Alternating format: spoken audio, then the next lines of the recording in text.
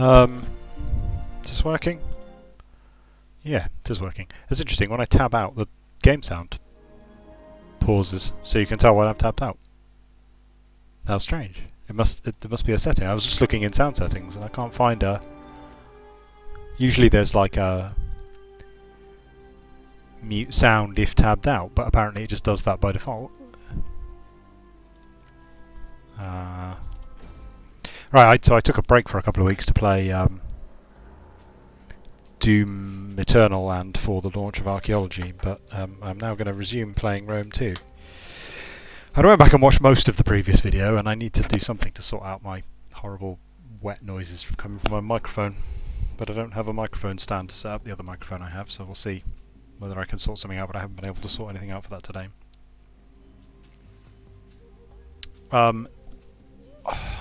Last time, about 2.5 weeks ago, something like that. Long enough that the VOD has now disappeared off Twitch. I need to upload it to YouTube. We started in 278 BC and then conquered the Etruscans, and I think won the war against Pyrrhus of Epirus to take control of southern Italy. So the next thing we're going to have to do is start a war with Carthage. Let's load it up and have a look.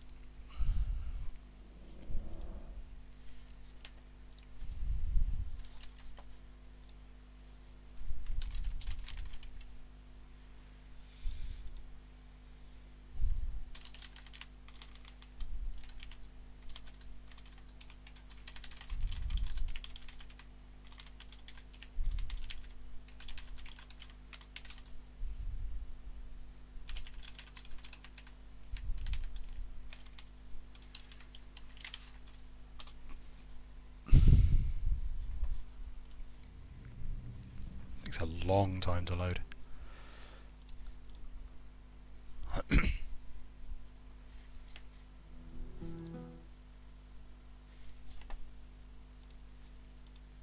Alright, where did we leave it? No, oh, okay, yeah, we did just conquer everything. And did we make peace with Epirus? I can't remember. So we just took control of Taras. How do I tell if I'm at war with these people? I think I remember making peace with them, but I can't. I'm not sure. Yeah, Epirus.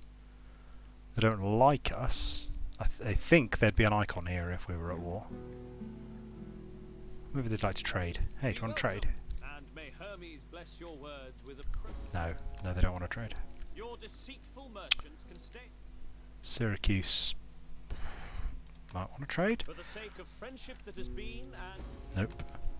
my people are... So I'm playing this game in a slightly odd way. I'm using a mod. This is Rome 2 Total War by Creative Assembly. I'm using a mod called Divide Impera, which adds more units and historical realism, and changes the start date back by about 40 years or so. So it starts during the Samnite War rather than during the, I think, Second Punic War is where the default game kicks off. And it also adds a bunch more historical units and things like that. Why do I have so many? Oh, mercenaries. I better get rid of them. So it looks like I just conquered Cossentia at the end last time. Yep, it looks like I haven't ended the turn yet because they're still getting a massive public order penalty from me conquering them. So the first thing I ought to do is get rid of these mercenaries. So mercenaries you can hire instantly without having to build properly, but they have a massive upkeep cost. Can I compare them there? Oh, it's only about twice as much. That's interesting. So if I look at like some Hastati are 130, whereas these Etruscan spearmen are 200. I thought it was higher than that. So they're not. I mean, they're not awful to keep around. I wonder if they changed that in previous Total Wars. Mercenaries have been extremely expensive. I wonder if they changed that in this one because like Carthage relied on mercenaries. I haven't played Carthage much. I don't know to what extent they've tried to model that. But Carthage's like thing was that they were incredibly wealthy, but they didn't really have an army, so they would just hire mercenaries all over the Mediterranean and use them to fight instead. And obviously that doesn't like a mercenary mechanic where mercenaries are fantastically expensive. It gives mercenaries an interesting role, but it doesn't really allow you to play an empire that relies on mercenaries to form its standing army. So I'm going to get rid of them right now because I don't have another war to fight right this second. I'm going to stabilise, I think, for a few turns.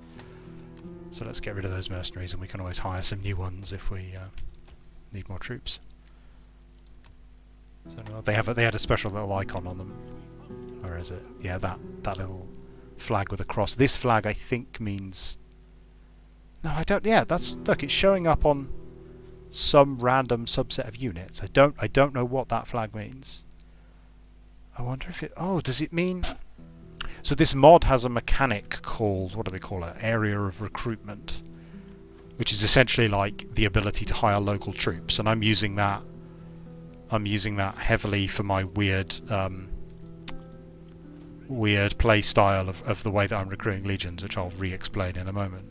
Yeah, that would make sense for some of them, but no, but like the Samnites don't have them. But maybe the Samnites are maybe the Samnites don't count as like maybe the Samnites are only Roman units and aren't available to other people. I don't actually know. I've not played. So if you play as Carthage and conquer Rome, I don't know if you're allowed to hire Roman units. Right, so we're at peace with Impera, so hopefully that army will just leave. If they don't, we're in trouble. Oh, I never did fight those elephants. They've got a mercenary elephant group there, and I never actually fought with them. So if I go and look at my victory conditions, let's have a look. So the overall objective for the chapter is to hold all 8 of these settlements. So we've taken control of Taras, which is southern Italy, and we've taken control of Arretium, which is northern Italy. But we still need to get Panormos, Acragas, not Syracuse, I think. For some reason we don't have to attack Syracuse, I guess because historically Rome didn't at this period. We need to go over the sea and take Apollonia. And we need to take Sicily and Corsica. Wait, did I get this the wrong way around? Not Sicily, Sardinia. And then there's a specific order to do that in, which is the weird objective that I'm playing. So I've managed to take control of these provinces and thus conclude the Pyrrhic War. I think the Samnite War was already over at the start of the game, but the Etruscan and Pyrrhic Wars we just tidied up. So the next thing we're doing is the Punic War. First Punic War, so we're going to attack Carthage. Even though strategically this is a terrible plan. I don't know what the Romans are thinking. Like, at this point in history, Rome was like an emerging Italian power that didn't quite have full control over Italy yet. And they decided that the best thing to do was to attack the premier Mediterranean, like, naval and economic power. Carthage is incredibly strong at this point. They've got colonies all over. You can't see them here, but they've got colonies all along the coast and all up the east coast of Spain, and I think even up here a little bit, or possibly they're allied with these people. Greece is also very strong. I think we found out in the previous what do you call this episode? Whatever, previous episode, that Greece has just united under Thessaly. I think that's right, the Thessalian League. Maybe remembering that wrong. So Greece is all currently allied, as they've done several times in the past. But I believe Carthage is very much like the superpower of the period, and Rome is about to pick a fight with them for some reason. So I guess we better get ourselves ready for that. So I have a bunch of money to spend because I just conquered all these places. It looks like I spent them on upgrading these cities already. So can I do anything with my armies? So the weird rule I'm using for my armies is in an attempt to sort of duplicate Rome's odd class-based and allied-based like recruitment concept. I'm recruiting a very specific number of armies, and then those armies have a very specific composition where they have to have one unit each of Triarii, Principes, Hastati, Rurarii, Equites, and then to bulk out the army, I've bunged in some javelins and some slingers as well. And then they also have to have a matching number of units from my Samnite allies or from the allies of the region where I've recruited the legion. So slightly oddly named Pedites Extraordinarii, who are, I think, Samnite Triarii, Samnite Principes, Samnite Hastati, and then Italian levies is the closest equivalent I can find to Rurarii. And I can't recruit any allied horsemen, so I'm going to have to go figure out a way to do that. So what I really need to do is fill out the rest of these armies. So you can go back they need to head to Rome? Let's have a look at what they can recruit here. There's a bunch of stuff they can recruit now. Campanians, Tarentines. Now, I had this problem before where it's slightly difficult to work out who can be recruited from where. So the idea here is that Legions 1 and 2 are from Rome itself, so from the central province of Latium, and therefore can only use Latium units, as can the 3rd Legion, the Latium itself Legion. And it can be tricky to work out which units are and aren't recruitable from Latium, because it doesn't actually tell me in game. Without going and looking it up on Wikipedia, I don't know where the Campanians are from. I don't know where in Italy they're from. They're Oscans, apparently. That doesn't help me either. I don't know where that is. Tarentines, Brutians, Sicilians. I think Terentium is down here somewhere, but I could be wrong. Right, I am going to recruit, I think, a 4th Legion. I'm now allowed... I'm allowed my 2 starting legions plus 1 legion for each full region that I conquer. So since I now have 2 full regions, I can recruit a 4th army. Who am I going to get to lead it?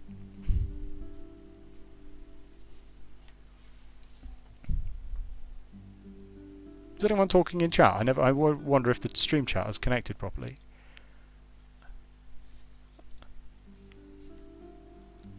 Hello, if you're watching. Oh, this guy's the leader of my faction, and he seems to be a I still haven't figured out how this politics system works. He seems to be a politician, and I guess he's doing a good job of being a politician. I have no idea how I would tell, but I probably don't want to make him like the leader of a podunk army. Oh, hello everybody. Hello Benny B. Hello Orange Nebula. Hi Acer. I don't know who you are, Benny B or Orange Nebula. If I know you by a different name, let me know and I'll greet you by it.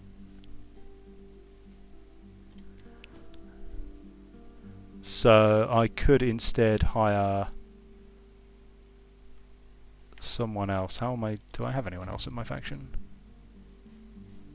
No, I'm going to hire an Equites general and see what happens.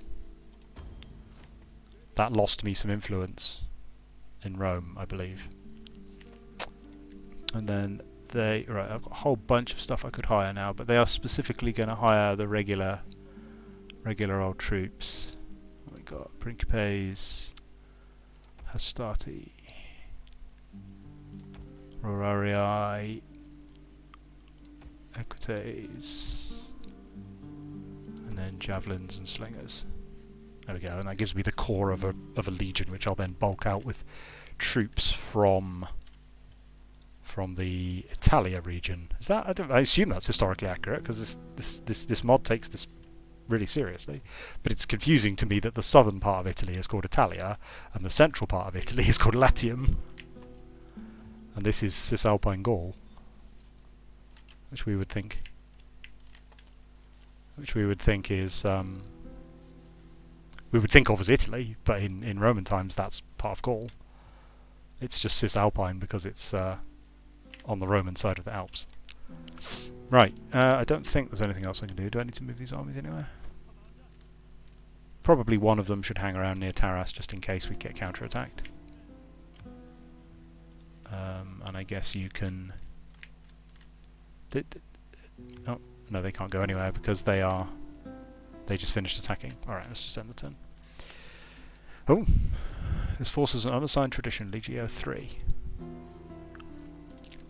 So as well as upgrading the general, you can also upgrade the legion. Now I think I may have already upgraded these ones. Did I? Yeah, so my first and second legions are probably like the primary campaigning legions, but I guess I'll also send some people in other directions too. So what do we want these guys to be good at? Better at swords. Better at swords? Is that useful? But oh, a garrison, right? So less upkeep. No, I don't think we need garrison legions yet. I think we probably want to go on the offensive still. So bonus attack for swords and movement range still seems pretty useful to me. And what else? Weapon damage for all units, missile damage for all missile units. Morale. Yeah, let's go for morale bonus again. Right. There we go.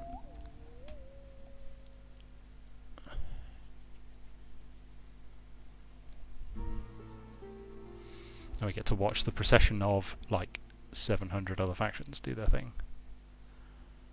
Now it's possible that Epirus won't actually withdraw that army and it will just sit there, like probably raiding me until I eventually go to war with them and kick them out. That is a possible thing that will happen. I don't know whether that's the AI being clever or the AI being stupid. It could be either, honestly. Oh, no, they are leaving. Or, well, maybe leaving.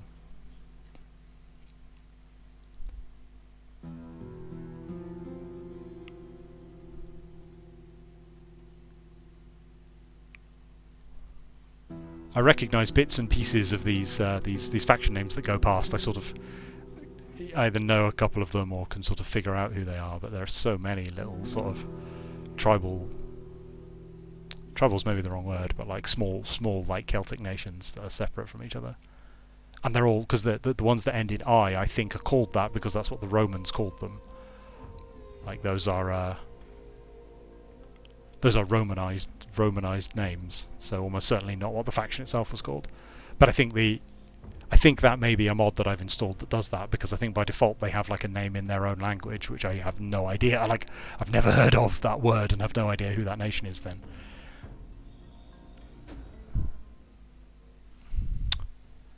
Now that Rome has secured southern Italia from Greek invasion, the uneasy peace between Carthage and Rome has become frayed. Should Rome seek to assert her influence in Sicily, Carthage will take that as a sign of war. Oh yeah, the Senate asked me to research siege technology, but I don't care. We get a little history report. It's now 266. Mithridates the First has died. There were triumphs over the Salentini. I don't know who that is. Calabria and Messapia are annexed by the Roman Republic.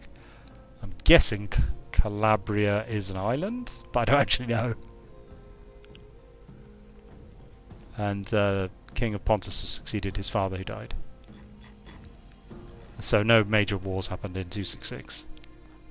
Right, what are we doing then? So this army is going back up to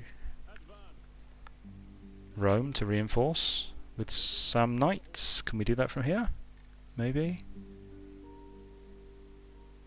No, just Sicilians and things. How's the Geo 1 doing? Have they got everything they need? They don't have any Samnite cavalry, and they don't have any war dogs, but otherwise they're doing okay. Oh, interesting. Okay, I'm not allowed to recruit any Equites here, presumably because there aren't enough patricians or whatever it is. Which screen is that in? This one? Yeah, there we go. Yeah, the population of this province is small. No, looking through the old video, I realised I must have made a mistake somewhere, because that says the population is 40,000. But that says that the population is over 100,000. All these numbers added together. So I don't know what's going on there. I don't know which is that number not 40,000 people? I've no idea what that any of this means. This is all stuff added by the mod to show how the different classes are growing and falling against each other, and I'm just ignoring it. I imagine there's a lot to dig into here if you want to really min-max, but that's why I'm playing on easy, so I don't have to do that. Right, Beneventum is going to build also an auxiliary camp, because that way I can recruit non-Roman infantry from this part of the world, which is crucial to what I'm trying to accomplish here. Cosentia should probably build a temple. What have we got here? I can't build anything here, so we need to do a lot more research if I want to upgrade any of these buildings. So, pretty sure at this point my income is just going to skyrocket because there's nothing to stop me from. I think this is a combination of the. I don't think this is indicative of how the economy in this game is normally supposed to be balanced. I think it's a combination of me playing on easy and also not recruiting many armies and not recruiting any good armies, because these armies are like 50% really crappy troops for quote realism reasons. I think that's hugely reducing the upkeep I'm spending on my armies. I am not happy with the composition of this army because I'm pretty sure they've got troops in them that aren't from the right region, but never mind. Let's not worry about it. Can they recruit some war dogs? No, they can't. I need to figure out how to fill out these legions with something else. Right, they've got their starting. So with so that's the core of a Roman legion. So I'm going to send them south to where? To here? Yeah, to here. Ah, but they can't actually recruit anything until that auxiliary camp is finished. So they're going to have to hang around for a while. I think that's all they're doing. We got a spy somewhere. Yeah, here's the spy. Let's send the spy to go and spy on. If I press space, that will make them move a bit faster. They can go have a look at what the Carthaginians are doing. And can I recruit anyone else? Let's have a look. Agents. No. So you're limited. There's a stat called Imperium. Is it Imperium? Yeah, Imperium level. And I think, yeah, here you are. So you improve your Imperium level by conquering more provinces. I think that's correct. No, sorry, settlements is the right term.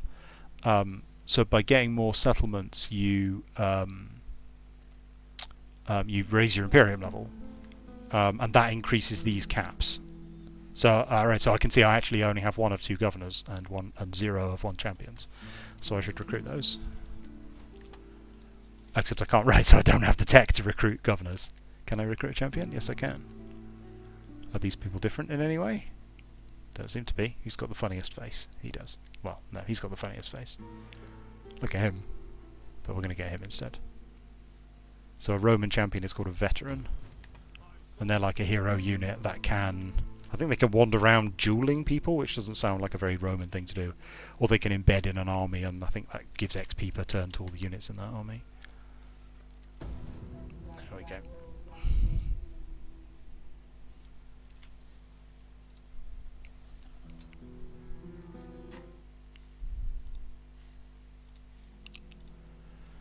Oh, Carthage has got a fleet up there for some reason. See, they're a Mediterranean superpower. The absolute worst people we should pick a fight with right now. Let's do it. I guess what I'll do is send 2 legions to Sicily and then keep the rest hanging around in Rome or thereabouts, just in case they come and counterattack me across the sea, which they might well do. They might be leaving. I hope they're leaving.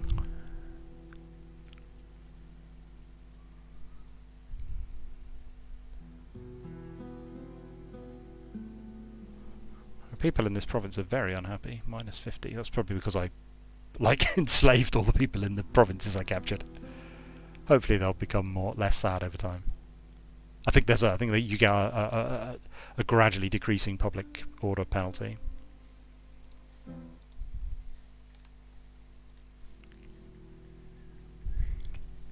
Which I can't currently check because we are between turns.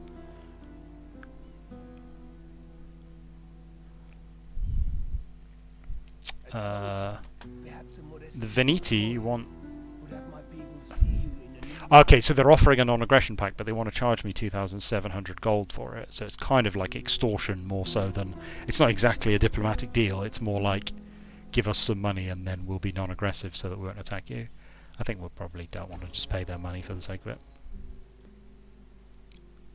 I can't remember, but I think there might be a mod to reduce the amount of time they spend doing... Like, if you're not careful, you get spammed with about 7 of those every turn. And then after a while you sort of have to accept the deal, otherwise they just spam you with it every turn and it just gets irritating. I have completed a technology. I wonder which one. Don't remember. Maybe that one? Land management? I think it was that one. So we can now queue up another research. So let's have a... Last time I didn't really look at my options very carefully because there was only like 1 to choose from. So training reforms would give us very small recruitment and upkeep bonus. naval. I'm more interested in the ones that unlock new buildings, because those are the ones that are sort of hampering our ability to spend gold to advance. So that would let us build better military shipyards. That one would let us build, I think, an academy and training field are like a bonus for troops that get trained there, so that's not a bad thing. Could stick an academy in Rome where we recruit all our troops. A weaponsmith and armourer, I think, are sort of similar concepts in terms of like they buff. I think they buff units that are built in that region. But then we've got slave traders, wine traders, libraries. Libraries sounds like a good idea. What else? Aqueducts. Aqueducts also sound like a good idea. Well, I don't know. Let's build the military training yard one. Okay, so I'll take 6 turns. There is a research mechanic, but it's very rudimentary. Like, it gives you, I think you can see there? Yeah, research rate 108%, so I have some small bonuses somewhere. But because it only takes 6 turns anyway, the 8% bonus I'm getting doesn't really do anything. I don't believe it has any equivalent of civs like light bulbs that carry over to the next research or anything like that. So actually, like, until I get enough of a percentage increase to tick 6 turns over to 5 turns, I believe it's not really doing anything. I think these get much longer. 41 turns? What the hell? So yeah, that's really gonna, like, you need a lot of accumulated research bonuses to bring that down, I think. But unless I can build like dozens of libraries, it's not really gonna do anything. Ace is asking, is every upgrade having a mini history lesson a mod thing? I don't think so. I think that's how the default game works. So it certainly is in other Total Wars. I don't remember off the top of my head in Rome 2. It certainly has been other ones, and I've learned quite a lot about. I think these are the same techs from the base game, but I'm not 100% sure. Should we go have a look at the one? Which one was the one I queued up? I'm not going to read out all the stakes because that got really irritating with Stellaris. But in Sparta, baby boys were examined by its elders at birth. So that's grammatically wrong, which makes me suggest it's from the mod, not being harsh, but I think it's more likely to have been proofread in the original game. Those considered too weak were cast from Mount Tegetos, but the worthy faced a childhood designed to condition them for the physical demands of war. The Agogi training program was the most demanding in the ancient world and bred a hugely efficient and universally feared fighting force. If a boy survived to the age of 13, he was subjected to a further 7 years of formal military training until finally, age 20, he would be considered to have reached manhood, ready to become a true warrior of Sparta. I mean, I don't know why the Romans are learning that. That feels a little off. It feels like a little bit of like Spartan fanboyism more than. I don't know anything about the historical authenticity of that, but it sounds like one of those things. I know it's something that's said of Spartans. It sounds like one of those things which has probably been somewhat exaggerated, but it's difficult to say for sure. Right, Legio 2 was going back here to recruit some Samnites. So we need some Pedates Extraordinarii, some Samnite Principes, some Samnite Hastati. Where's the Samnite Hastati? We need some. Right, we've already got our levies. We don't, I think, have the option. Oh yeah, we can get right. So Equites Extraordinarii are. So this is like trying to figure out how to do this quote realistically is really tricky. So the description for Equites Extraordinarii says the elite. So Socii is or Socii, I suppose it should be, is the Italian Roman allies. So in this case, where I'm recruiting Samnites and stuff. And so it's saying the elite Socii cavalry make up 1/3 of the allied cavalry and among the very best in Italia, which implies that there's cavalry I should be using instead, and that these are the elite cavalry, but that there isn't a Samnite cavalry option. So I'm just going to recruit a unit of those, I suppose. So that would give me 5 of each, and then some javelins and some slingers, and I'll grab some war dogs as well while I'm at it. And then after that, I'm not actually sure what to include.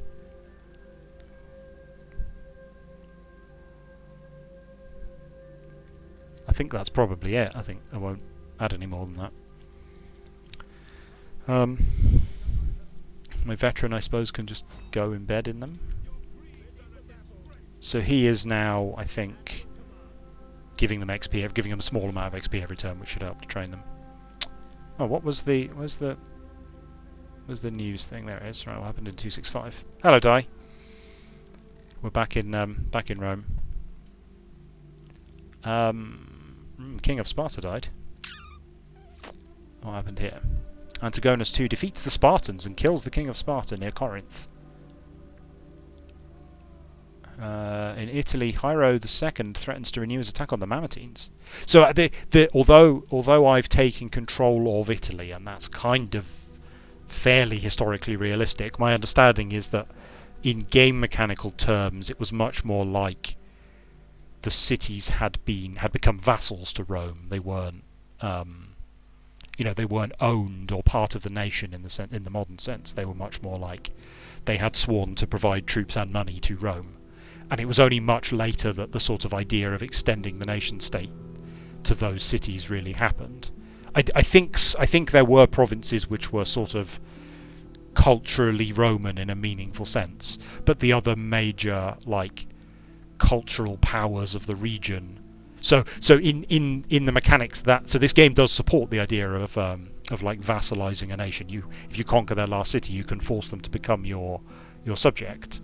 But because of the way, hang on, I'll just open up the interface. So because of the way this settlements in a province mechanic works, the gaming discourages you from doing that. It's very much against my interests to make the Etruscans my subject when I could just capture their settlement and have it for myself, and thus build buildings in it and get all of its income for myself. There's no reason to do that, and it's a shame that it doesn't do that. Although, I mean, obviously there's a compromise there with it's a basic territory expansion strategy game.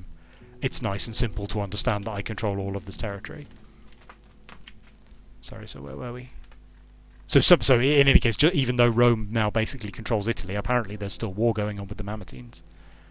The Battle of Messana takes place as the first military crash between the Roman Republic and Carthage. Okay, so we're behind. We need to start attacking them.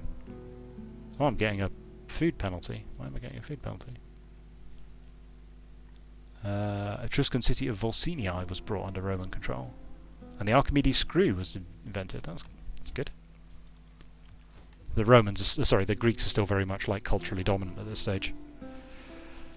There's a bunch of other stuff happens every turn that I'm basically just going to ignore because it's just he's become Postumia Scapula. Oh, my spy over here, has become, what was that, paranoid? Obsessive, which gives her an enormous list of buffs that I can't be bothered to read. Let's go have a look at what the Carthaginians are doing. So according to our objective list, we're not attacking Syracuse yet, but we are supposed to be attacking Carthage. This doesn't look very heavily defended. They've got, I think I can see that. I'm not clear whether I have accurate line of sight to that or not, but I think that it doesn't have any defenders, so maybe we should just get some troops in there quick.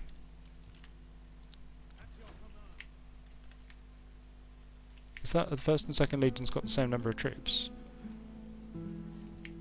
No, the 2nd Legion's... So, okay, we'll send the 1st Legion back to reinforce while the 2nd and 3rd Legions go on the attack, I think. And the 4th Legion currently can't... Oh, I don't... Right, so this is where I need to try and figure out what's Latium and what's Latium and what's not. Let's just assume that these guys are from Latium. Not Latium, Italia. So we need 1 unit of cavalry, 3 units of infantry, and then some levies. Let's see what we've got. We've got different kinds of hoplite.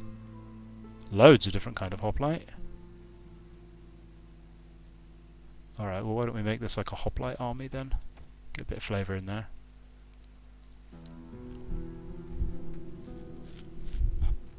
And then...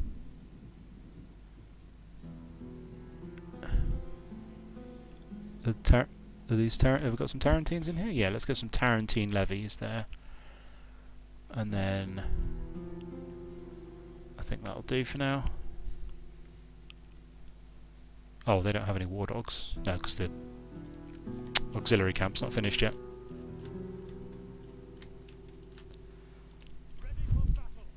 Right, that'll do. Oh, I've got even less food. What? Is that units that's causing... There's a food marker there, and I don't know what it means when it's negative, or how it would make it positive. I'm an expert at the mechanics of this game. Hmm. I mean, there's a general point there, which is that the reason I'm motivated to play games like this is realism's not quite the right word, but let's say a sense of historical atmosphere. Like I like the role playing of it to the extent that there is any. Ah, they're also charging me money. Well, you know what? I actually do want to be their allies, so yeah, let's be their allies. That's a very small price to pay. The sense of historical realism is pleasing to me. I like watching all the little troops fight, you know. I like the sort of broad historical story of conquering stuff. The mechanics themselves, I don't think are especially good. I don't. They're not adding very much to make it like all the fiddling around with what I build and what I don't build. I mean, it's like a game needs something like that to use up time. The game would be less rich if it didn't have anything to do or didn't have anything to click on. But the minutia of like deciding which upgrade to build or puzzling out the optimization of the different upgrade buildings isn't something I'm looking for in this kind of game. If I want to play that sort of if I want that kind of gamist experience, I'll go to something that I think is much better designed and better suited to it, like say Magic the Gathering or say the Spire or something a bit more, you know, narrowly focused on efficiency and interesting game choices and stuff. And I think the role of and strength of a game like this is very much to emphasise the historical immersion and that sort of thing. So the fact that I'm kind of bypassing the mechanics by playing on easy and everything's a bit trivial isn't a huge problem, because I wasn't really interested in the challenge the game would present to me in the first place. Because resolving that challenge would mean going and looking up spreadsheets for which you know, go ask on a forum which what do I need to build in order to have the most optimal income, because I can't afford to recruit my armies or whatever. Right. So I'm losing food. Exempting provinces from tax, reduces provincial growth, reduces unit replenishment. Okay, so something is reducing the amount of food I get. -4 food. Okay. Oh, is it? Yeah, it looks like it's because I've taken control of and built all of these things. Oh, it's got net 0 food. That's got net 2 food. Okay, so this system is sort of, although this is the first game in the series with this specific set of mechanics, it's derived from Shogun 2, which had a sort of simplified prototype version of this. And the essential, and again, this is an example of the gaming mechanics I don't think really add anything to this kind of game, but it had a farmland based mechanic. So I think each settlement had a farm, and then you upgraded that farm, and then it gave you food, and then food was almost like something like a tech cap for that settlement. So because it had 6 food to spare, that meant you were allowed 6 points worth of upgrades in that settlement. So a castle would consume 3, and a horseman building would consume 2, but an upgraded horseman building would consume 4. So you couldn't build both a castle and an upgraded horseman building. Or so it was a system something like that.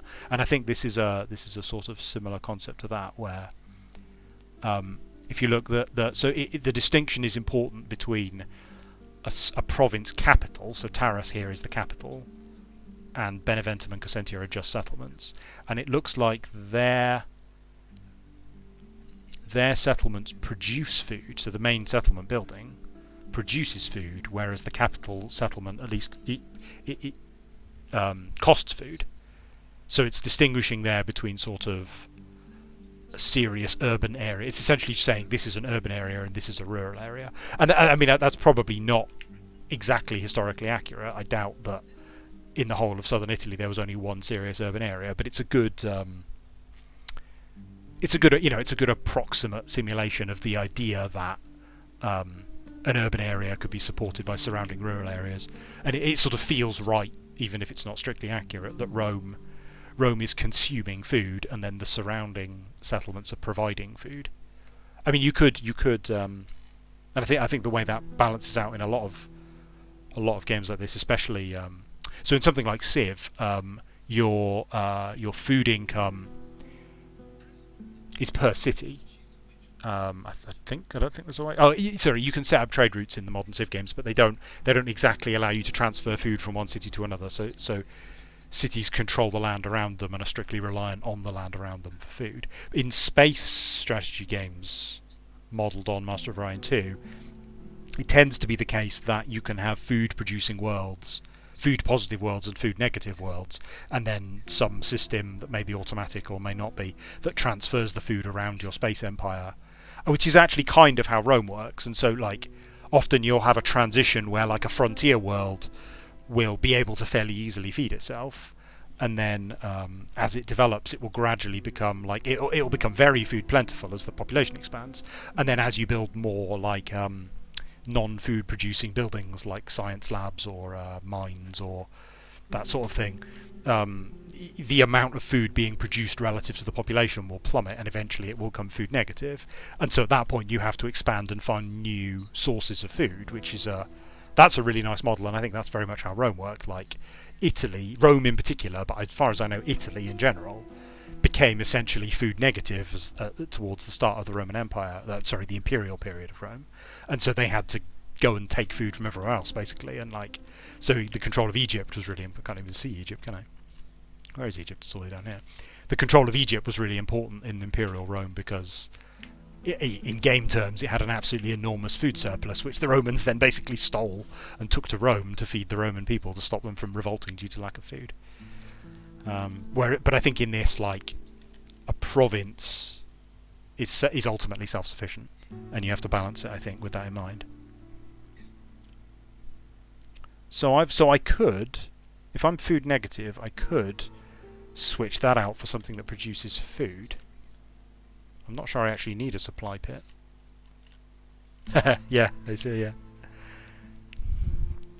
I mean, that's part of the fun of it, right? So actually, I mean, so on that subject, Rome. So this is Rome Total War 2. Rome Total War 1 had a mechanic I really liked, and I don't think it exists in any of the later Total Wars. It may have been in Medieval, I'm not sure. So the mod here has implemented this slightly odd. That number has dropped. I guess it's because I recruited people. Oh, maybe that's the number of recruitable soldiers. That would make sense. So maybe that number is the number of... Yeah, what was it? 20,000 and something. Peregrini. I think that's the number of recruitable soldiers, whereas that's the population, because proletarii, I think, are people that couldn't even be soldiers. I can't remember what the exact meaning of it is, but like... I think it's saying, yeah, because I don't have any unit types that use up proletarii. I don't know why it's combined them together in that display. It's a bit odd. Anyway, sorry. So this system that they've implemented was actually, in the mod, was actually a core mechanic of Rome 1 Total War, and I think Medieval 1 Total War worked in the same way, which was that your province had a population, and when you recruited military units, it deducted from the population. I think neither of those games had the idea of like upper class and lower class population, so recruiting a peasant unit and a knight unit both used up just population. But it was actually a serious restriction on how much you could recruit. And so you needed, particularly if you were spamming armies out of Rome, you needed positive population growth. So a lot of what you were doing was focused around trying to create positive population growth.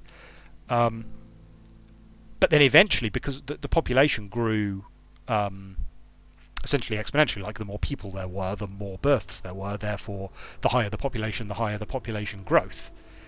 And what that meant was that there was a turning point, like early in the game you were just trying to get your population up so that you could recruit enough units to fill your armies. But eventually your population growth spiraled out of control, and now Rome is growing vastly faster than you can possibly recruit units from it. So you couldn't sort of turn your excess population into soldiers fast enough. And because the population was getting larger and larger, it was getting angrier and angrier. And what that meant was that you had to use the enormous armies that you'd been creating to conquer more territory, to generate money to... I can't remember how the exact mechanic worked, but you could turn money into happiness for your angry cities. And that was a beautiful model of sort of fairly how ancient Rome worked, where like the population grew out of control and they had to institute all sorts of welfare policies, and the concept of bread and circuses comes from there, because like the population of Rome were a serious threat to like the leadership of Rome, the Senate and the emperors. because they couldn't be, the fear was that they would rise up and overthrow them if they weren't kept happy, and it was such an enormous city that was a real danger. But yeah, I don't think that can happen in this version. I think Rome will be supplied by these cities. Right, what am I doing? I have no idea what I'm doing. Right, Legio 2 was going to go down and conquer Carthage. That's what's going to happen. We're just going to get it done. Let's get 4 can sit in Beneventum and wait.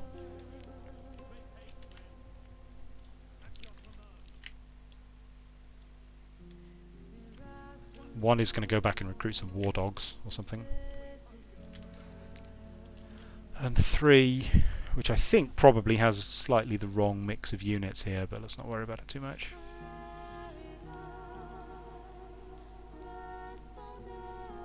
They can sort that out after Carthage, maybe. So, oh, now they've recruited. I recruited a bunch of hoplites for fun in the other one. So why don't I give this group some Brutii instead? Brutians, not Brutii. I'm assuming that's related. Brutians. Someone said last week that the Julii, not last week, last time, that the Julii were Etruscan, and I wonder if the Brutii are, which are another Roman family, are Brutian. Yeah, it does call them Brutii. So there is a point at which all Italians get integrated into Rome culturally.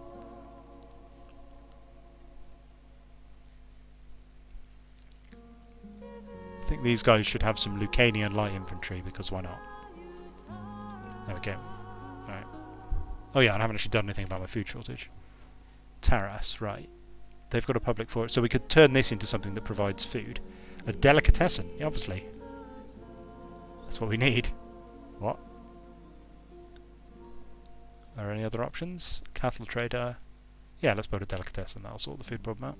That'll take 6 turns to build. That sounds like a while. I'm sure that there won't be any problem not having any food for 6 years. And then we can also upgrade that, which will then give us a massive negative. And right.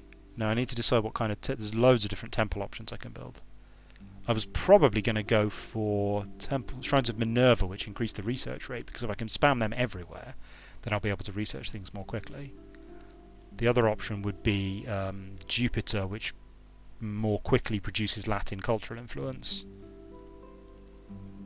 And I think higher public order, so that would keep control of the region better.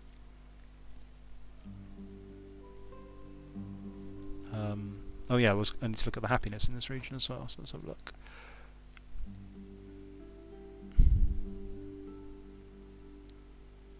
Hi, Nyanki. Are you a Total War player? Right, how's this deteriorating? Right, provincial instability. Oh, I'm going. Oh, have I? Let me just double check. Ah, I thought I had turned off that. There's a feature in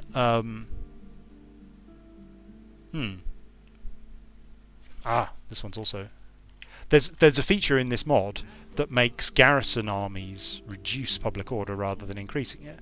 And I thought I had turned it off, but apparently I haven't, because my armies are massively reducing public order in this region. There we go. Now it's not plummeting anywhere near as much.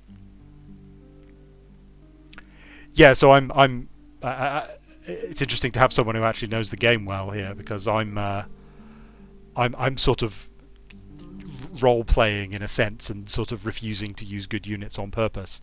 So my armies are just a horrible mix of terrible units, because it's sort of somewhat historically accurate.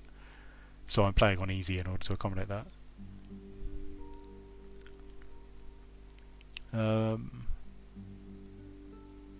Okay, so that is that eventually going to become stable? It's -10, and there's a -10 penalty, and that -10 penalty will gradually go away, and it will probably revolt before that happens. But I don't think there's really anything I could do about that. I could build a public order building, but that would take too long. Yeah, let's just ignore the problem, and if there's an uprising, we'll crush it. That's fine. I don't think you actually get I don't think you get any sort of meaningful bonus for doing that. I suppose you get like XP for your troops, I suppose. In Warhammer, like intentionally causing revolts and then crushing them is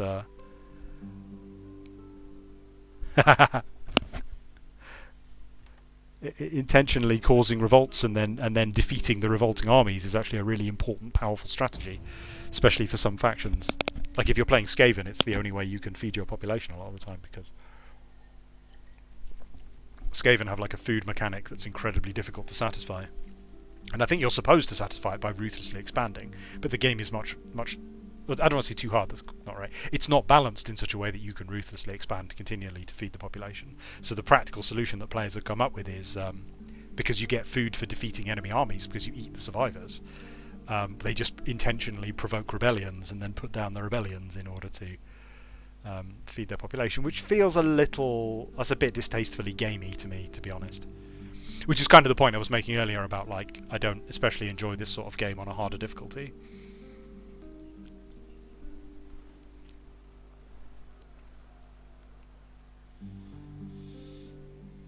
I think they've rebalanced it a few times, haven't they? Is it now in a state where you can, certainly on launch, it was almost impossible to like feed the population, and all the Skaven strategy guides were sort of, you must go look at the map and figure out where all the farm. There are special provinces that have access to farmland, and you need to go and get them, because without them you won't be able to survive. I think they've toned it down quite a lot since then. But I got the impression it was supposed to, like I was describing earlier, in terms of like Rome gradually expanding, because eventually a food positive settlement becomes a food negative settlement because of how large it is. I think that's the model they're trying to go for with Skaven, which is essentially like, you know, if you wanna support a large city of Skaven, you're going to have to expand in order to feed it.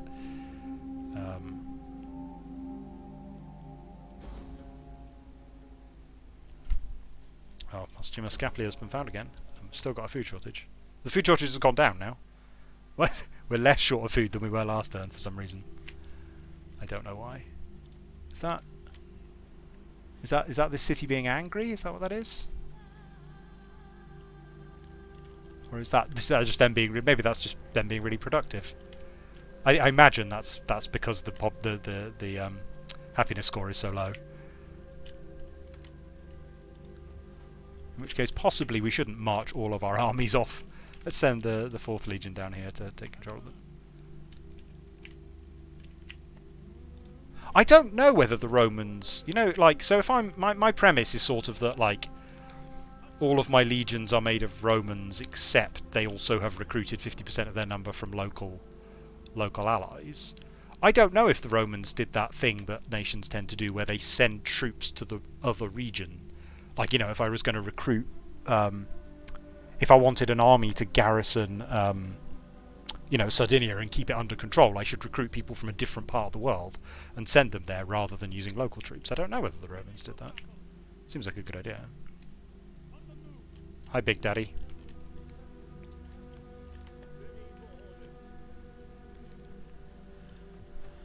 That's a funny thing about streaming, isn't it? Like, people can just turn up with literally any username and you're like, gonna read that out. And then maybe you're just talking about a game mechanic, I don't know. Maybe there's... Playing Cards Against Humanity, you just draw a card that says you have to say, hey, Big Daddy, every 2 seconds. I don't think I have anything to spend my money on.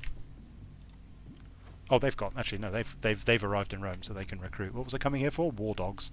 Is that it? I think they've otherwise... Oh, no, they don't... Yeah, they don't have any allied cavalry. So let's give them one of those. There we go. And that is a really crappy army. What happened in 263? Antigonus III has been born. Something about Pergamum. The Romans allied with Syracuse. Okay, that's why we don't have to conquer Syracuse, because they were technically Roman allies for a while. I bet that's not going to end well for them.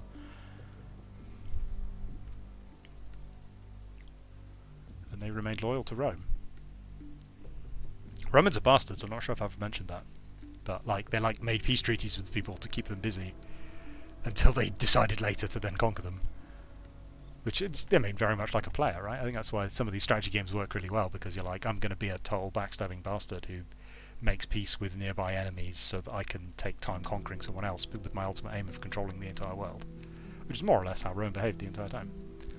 Alexander II attacks and conquers a greater part of Macedonia. That's not Alexander the Great, I don't think. I think that's going to be my consistent thematic message here. That Romans are bastards. But we love them anyway. I was saying to Suti, I mean, there's an interesting historical thing there about thinking about the British Empire and the legacy. The cultural's the wrong word.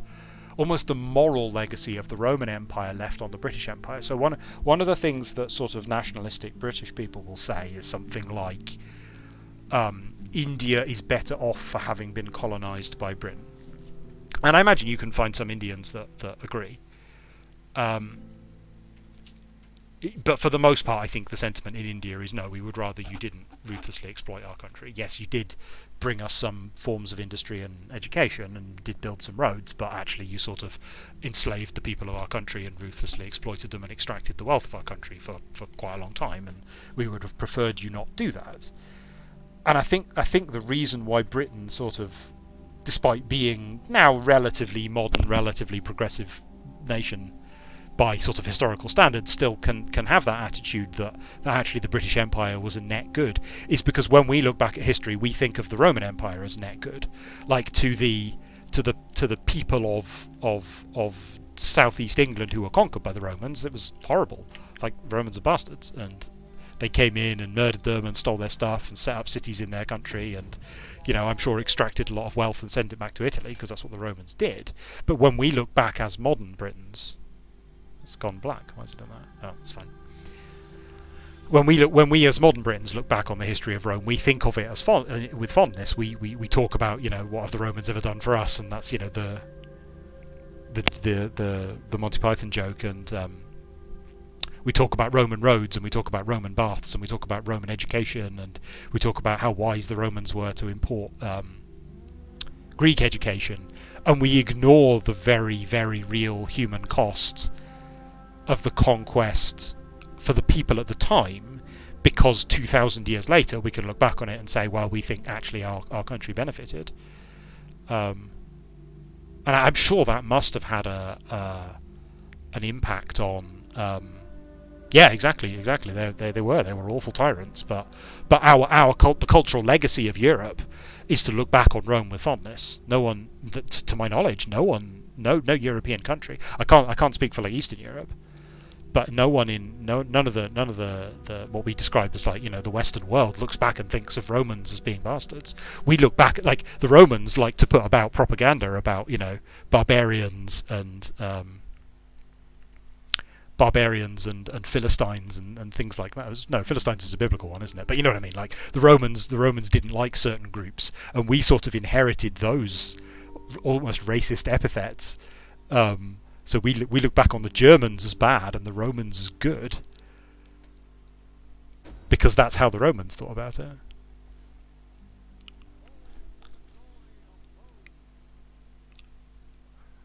Roman influence rises in Sicily. So it's giving me these little historical prompts, but I think the mod has added these, but I don't think they mean anything mechanically. I think they're essentially like an expanded version of the year in history. Yeah, this is DEI, yeah. DEI with a couple of other mods as well that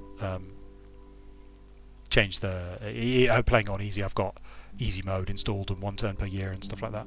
And the Rome 1 music. Once a Carthaginian ally and within their sphere of influence, Messina has been taken within the Roman area of control. This new push into Sicily has caused the two major powers to begin eyeing the island between them as a staging ground for war. Although they were once allies, the two preeminent powers of the Western Mediterranean now seem on a collision course for conflict. The ageing hegemony of the Carthaginian Republic now faces an up-and-coming Rome that could threaten its power in the region. And we've still got a food shortage, and everyone's levelling up. What happened in 216? Anything interesting? Athens surrenders to a long siege by Macedonians. Rome besieges Agrigentum, which is held by Carthage. I assume that's on Sicily.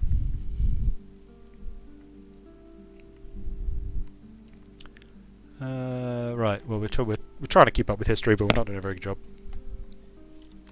something's going on with the Seleucids that we don't care about because we're Rome.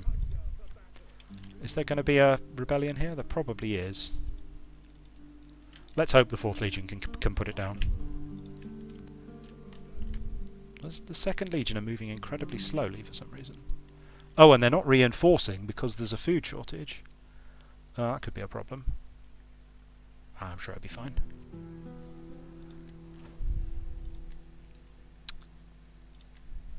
Maybe you can have a guard dog, sure. Oh, I see. The veteran has leveled up. How do I make him better at... plus campaign movement rage. There we go, perfect. That's what we need. Sure.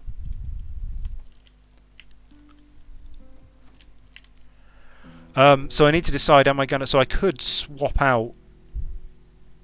I think there's a way to get food out of my port, so I could swap that for a food producing port, which might be a good idea. Can I do that? Yeah, is that a food? Yeah, okay. That would give me a huge food surplus, so I should do that, right? Because what's this? This is just a money port. I don't care about money. So yeah, let's do that. So Asculum can produce food for us instead. It's a much better plan. Eventually they'll get around to producing food. Oh, and the auxiliary camp is finished, so they can start recruiting. Or did they already do that? I'm getting confused. Oh, this is the Hoplite.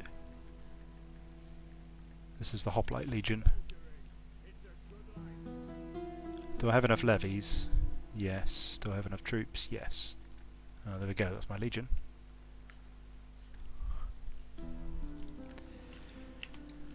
They're going to take forever to get there. What? Why did my food just plummet? Is it because I'm recruiting? Does recruiting cost food? Don't understand what's happening here. Or is it because I started... Oh, maybe that other one was producing a small amount of food and I just... Because I just switched it, it now doesn't exist. I don't know. Gnaeus Vipsanius also has a skill point. Sure. Yeah, that looks like a good one. Tax rate. Well, I mean, I guess it's not that good in the sense that we don't care. Maybe I should. Can I lift taxes on this province and thus stop it consuming food? Yeah, there we go. That's probably a good. Oh, that doesn't make much difference, did it? I could stop taxing Rome. That sounds like a terrible idea. Yeah. I mean, I can afford to do it technically, but I'm not sure that's wise.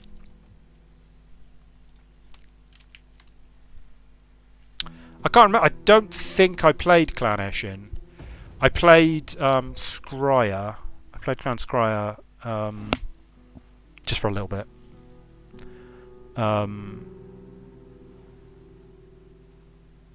I don't think I own the Eshin DLC. I think it was a paid DLC, wasn't it?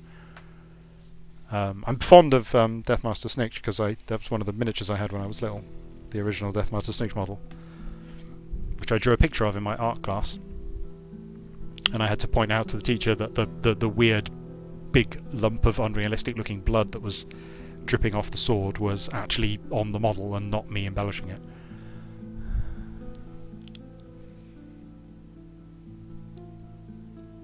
Someone tweeted me saying I should play Warhammer. I mean, certainly mechanically, I think it's a huge improvement. I mean, I thought Warhammer 1 was still pretty ropey. I thought, like Rome 2, although I'm playing it now and I really like the historical stuff, and I find DEA makes it a lot nicer. I don't really like, certainly base Rome 2, I don't really like as a game. I find it not very interesting. And I thought Warhammer 1 was pretty ropey as well, but I think Warhammer 2 is in a really good place. I thought they did a really good job of making it more interesting. The spirits have noticed that our treasure stores are wanting. Alright, stop trying to extort. The only Total War game I haven't played much of is Shogun 2. I mean, I'm not a serious player of any game, so I think genuinely I can't remember if I've ever finished a game in any Total War, like ever actually seen the victory screen. I think I probably haven't.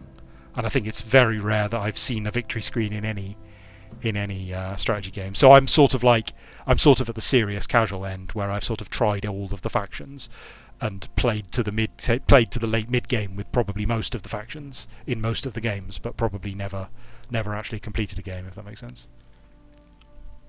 They're protected from a secession or civil war, but only for 3 turns.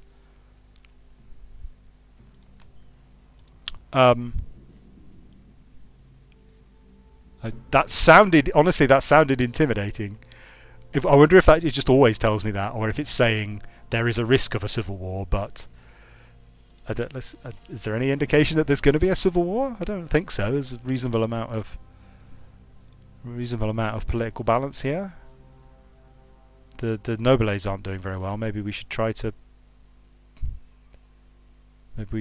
benefit them somehow. I no idea how this mechanic works. Oh, we can change. Oh, interesting. We can change government. Let's change to an empire.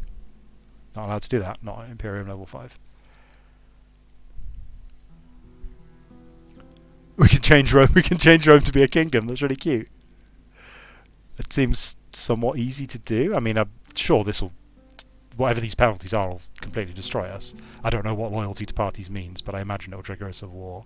If it doesn't, that seems a bit weird. That's really interesting. So we could reform the Republic. Plus 20. Okay, so the Republic is actually quite militarily focused by the look of it, whereas the Reform Republic is more research and trade focused. I don't think there's any point really worrying about that at the moment. It doesn't look like there's going to be a civil war, I don't think. Yeah, it must just be a general warning.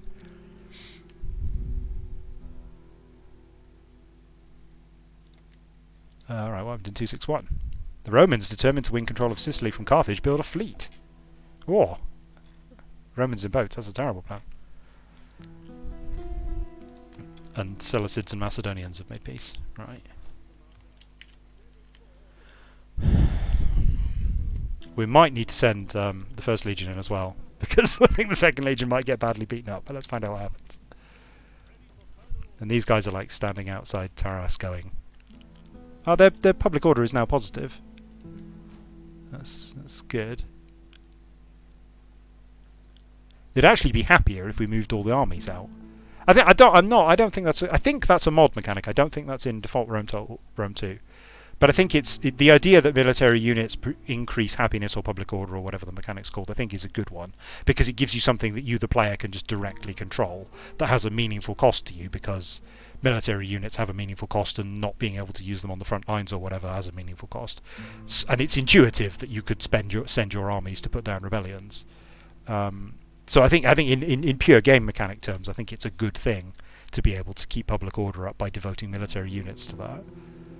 And I think the mod is trying to sort of use an odd vision of historical realism. All right. I think there's nothing else to do there, is there?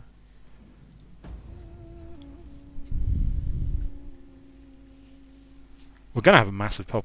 So okay, so what I should have done is on like turn 1, I should have switched out that port to a food port, and that would have supported my expansion.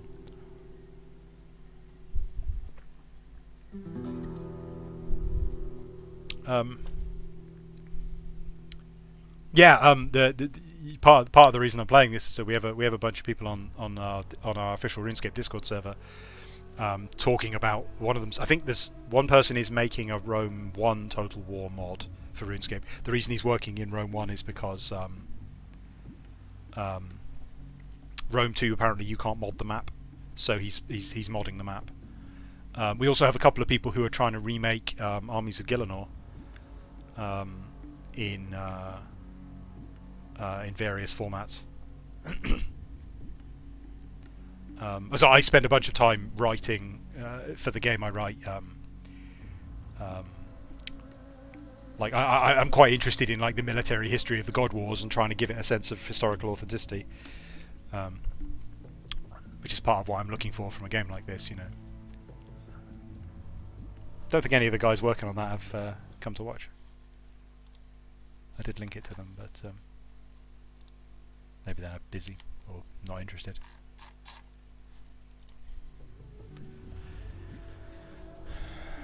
I had a go at making. Sorry, it sounds way too grandiose. Like I did like 2 days worth of preliminary prototyping at trying to do an Armies of Gielinor in the style of Advance Wars. I think of the game. So Armies of Gielinor is that sort of turn-based isometric strategy genre. I think the only, depending on whether or not you count XCOM, which I probably wouldn't, because that's more of a sort of RPG strategy game than the sort of game that Armies of Gielinor is. I think the only game in that genre I've ever really enjoyed was Advance Wars and Advance Wars 2. I think it was just so playable, and the way that it used it was a puzzle, but the puzzle had such good like UX that it was really fun to experiment with. Oh, research a philosophical technology. Can I do that? Wait, how long did they give me? Where's that? Is that here? No. Here we go. I've got 18 turns to do that. That sounds like a good idea. Let's do that next.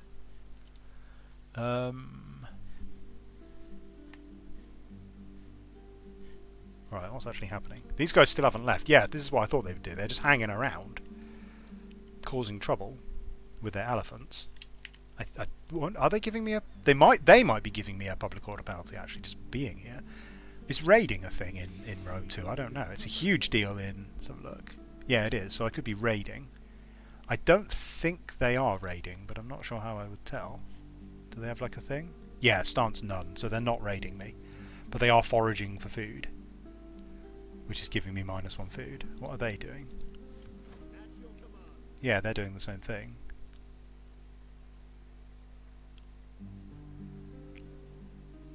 How would I do... This is another mod mechanic, I think. Presumably there's a way to not forage for food, but I don't know what it is. I wonder if that's the counterbalance to putting them in a settlement. So I'm not garrisoning them in the city because I think garrisoning them in the city gives me a public order penalty. Like if I go in there, yeah, my public order's gone down. DEI is the main mod I'm using is giving me a public order penalty for doing that. I think there's probably a way. Maybe if I fortify them. Let's have a look. Yeah, now they're not. Oh no, they're still foraging. Maybe I should just have them in someone else's territory. Maybe that would fix the problem. Maybe you're not supposed to have armies just hanging around your territory. That would certainly sort of... That would fit some models of the way Rome is supposed to work. Right, so I'm going to go and exploratorily attack Carthage, because that's just the kind of thing that you do. Let's go, guys. I don't think this game has any concept of, like... I don't think I have to withdraw... Like, I can walk right up to their city and then declare war on them.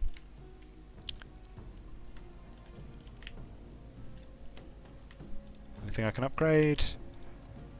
This is the problem with Total War's interface. I have to go check every turn to see if I've forgotten that there's something I could be upgrading. Oh no, I definitely... Where's scholarship? Is that under philosophy? Because that would be good if it was. Yes, it is. Okay, so we'll definitely research that one next time. Oh, I forgot to read the historical summary and find out how far behind history we are.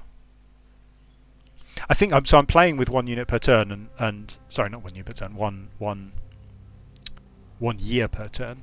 The default is 4 years. Sorry, the default is 4 turns per year, and I'm playing with 1 turn per year because that's at least somewhat more resembles history. I think, but the main thing that this game doesn't do, that's the weird way of phrasing it, like a concept that the Total War games don't try to accommodate, which, for example, Paradox games tend to try to do, is the idea that you might want to take a break between wars. So like usually in most strategy games, if you've built an enormous army and you've just expanded, assuming you can deal with the happiness penalty or whatever of the thing that you've just conquered, you probably just want to go attack someone else with the army that you've made. There are times in, for example, Civ where you've done a timing push and you've just built some advanced military unit, and after your initial conquests, everyone else catches up with your technology and you can no longer easily expand. But often you can actually, game-wise, you can sort of capitalise on your successes and charge your armies off into new territories as well, and sort of indefinitely expand. Whereas historically, it tended to be much more like, they conquered like one nation and then Perhaps a modest gift of coin. no, stop demanding money from me. Then 30 years would go past because the king didn't want to have a war for now or something like that, and so.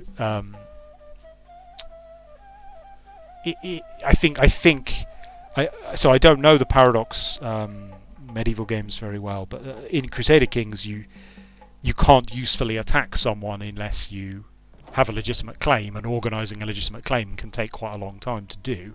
So it tends to be these long periods of inactivity. We have a tech.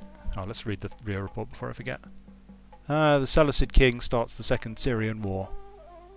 The Seleucids and Macedonians are at war. The Carthaginians under Hamilcar take advantage of their victory at Thermae by counterattacking Romans and seizing Enna. Man, there's a serious war going on in actual history. Right, so we were going to do scholarship. Anything to build? Nope. Are we food positive? Oh, we're food neutral. Well, that's better than nothing.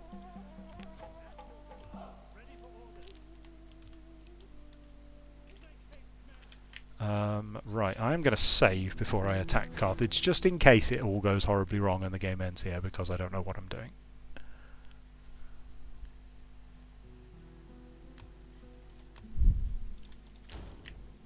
So we're going to just walk up to Panormos, I guess, and attack it? Sure. Oh, Carthage is going to be really unhappy about us trespassing in their land. Oh god. Oh, yeah, remember this. Massily and Massacily are like these two nations, I think, or something like that. Is that right? There's like two nations that have almost identical names that are like mercenary allies of Carthage, and it's impossible to know which one it's talking about. Do I want to fight this battle? I think I probably don't, to be honest. I played out like a trivial garrison battle last time because I thought it was interesting to see the combat mechanics. But I'm not sure it's really worth playing this one out, so I'll just auto-resolve it.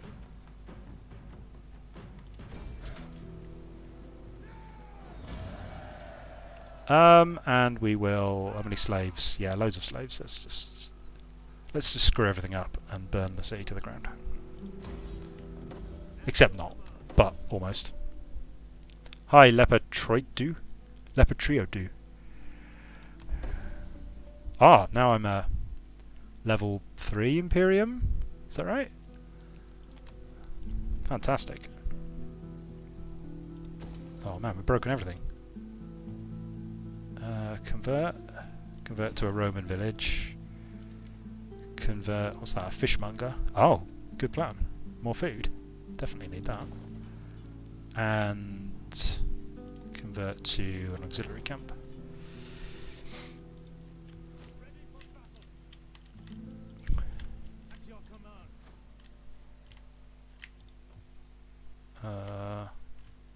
What was I going to do? I was going to do something specific, but I can't remember what it was. Oh, I was going to recruit more agents. Yeah, they all seem the same. Anyone got a cool picture? She's got a tree. Let's go for the tree one. Can I recruit another champion? Yes, I can. He's got a funny face. Let's go for funny face guy.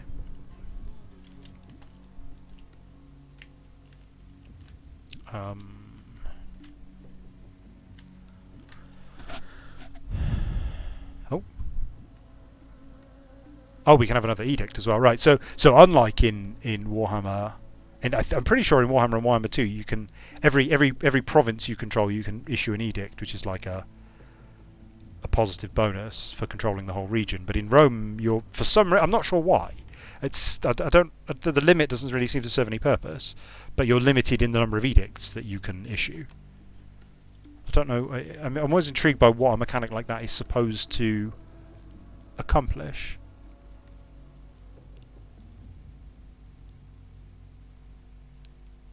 Okay, so there's no so I can't import food for some reason, or importing food won't do anything. I think there's some complicated mechanic to do with you set some of your regions to export and some of your regions to import, but I don't understand how it works.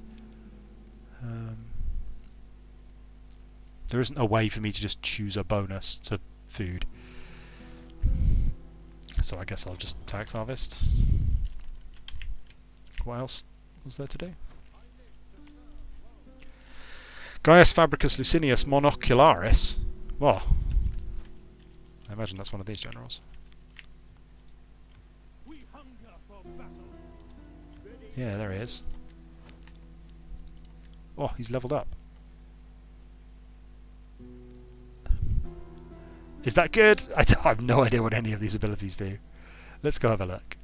I specifically got this one so that I could get some diplomacy bonuses, but I don't think I want these other ones, because these are kind of like hanging around in Rome bonuses, and he is supposed at least to be going on campaign. Melee attack skill, that sounds useful. What else we got? Morale, that sounds useful. Map movement range, that sounds useful. Love a bit of map movement range. Experience per turn on all units. Also sounds good. Let's go for what's it, Zeal, that gives movement range. No? Commander of Men. Yeah, let's go for that. There we go. And this guy also leveled up. Is he Legion 3? Yeah. We'll go for him with the research bonus, I think. It's a little odd being able to use your military units for economic bonuses. I mean, I talked before about using them to suppress public order, and that feels... That's good because you're sort of giving up a military unit for you know, the whole army has to go and do that, so you just don't have that army. What's going on here? Oh, it's statue. So there's some objects that I can give to my people. He's already got some. There's a whole layer of micromanagement to do with assigning the right objects to the right people. I think if they're likely to die, you can take them off them before they die, and all sorts of stuff like that. I'm gonna completely ignore it and just assign things to them at random, because I'm not interested in that level of micromanagement.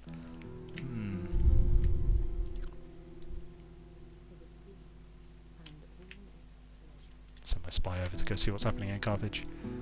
Is that me? Probably.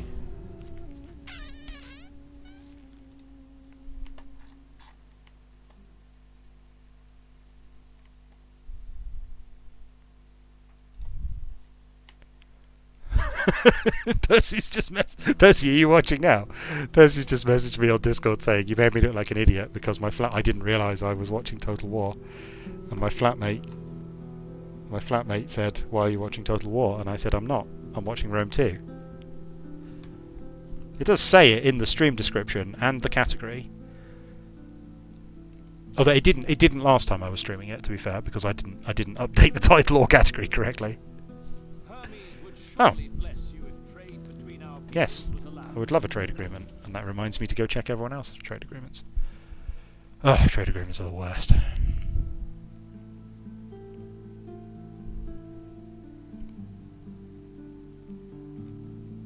It's hot here. It's really hot.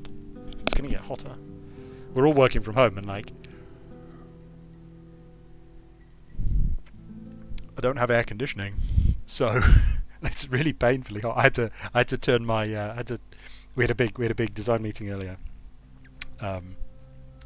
It was an important like production meeting for the God Wars dungeon, and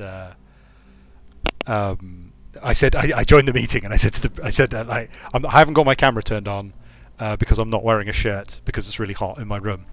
And the producer said, "That's the worst excuse I've ever heard." I won't try and do his French accent. He said, "That's the worst excuse I've ever heard for not using your camera." I said, "Okay, I can turn it on if you like." He said, "Yes, please do." So I turned my camera on, and I'm there in no shirt, like naked from the waist up. And everyone goes, "Oh, turn it off." I said, "You did ask." But yeah, that's what it's going to be like from now on.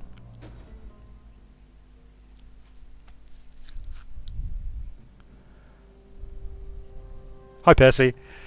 Oh, what's happening here? Adoption. Another family seeks to adopt one of your characters. Oh, okay. Decimus Gabinus Dento. Okay, so I guess this is some sort of political thing. So, basically, I think someone's trying to steal a character from my faction to add to their faction. Given that I can pay money to stop that happening, I assume that's bad. So let's pay money to stop that from happening. Ah. This man has been elected Quaestor, the lowest position on the curse's honorum. Wow. Oh, what was that? Off the coast of Illyria, pirates and raiders have gathered in a rather sizable fleet. Where's that? Asculum. Oh, okay, is that... This is just another mechanic, I don't know how it works. Piracy? Banditry. That's probably banditry, maybe? Nope. No, bandit threat is 0%. Okay, I don't... It seems to think there's a pirate fleet here, but I don't see a pirate fleet. I imagine it's describing a mechanic rather than literally an army, but I could be wrong. So this man is now a Quaestor, is that right? Is that what that's telling me? I don't know. Local requisitions. This army is forcing the local populace to supply them. Increasing public order and cultural influence grants access to local markets. What? Like, genuinely, I don't know what... That's different. So they are not foraging. These guys are foraging.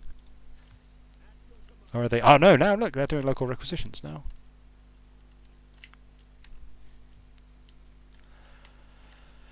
Oh, is that the pirate fleet? No, that's Marcomanni. Or are they? The Marcomanni elders... That looks like a pirate fleet to me. I mean, if it's not a pirate fleet, then I'm going to say that the UX here is a little weak. I'm guessing that is a pirate fleet. So they're presumably plundering that trade route. So I'll need to build a magnificent Roman navy to go and stop them. Like most things, the Romans are pretty terrible at navies. That sounds like a weird thing to say because the Romans are incredibly strong, but the Romans weren't actually particularly good at any individual thing.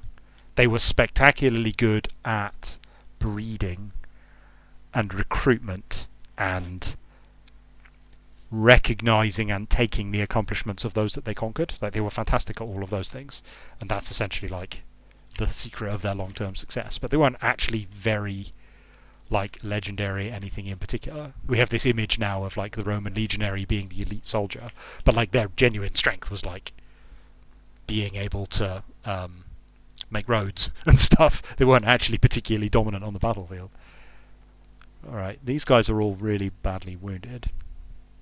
But these ones probably aren't reinforcing because there aren't any... I bet there aren't any patricians because this is not a Roman province. Yeah, there's like... yeah. There's 10,000 Peregrini because this is this is Sicily, so there's no Romans here. So it won't let me reinforce my unit. In the early Total War games, there was no such thing as unit reinforcement. If you wanted to reinforce a unit, you had to just go build another unit. Like if your spearmen had been depleted to 40 men out of 100, you had to just go build another spearman unit. Or you could combine together your old spearman units to try and sort of save them a little bit.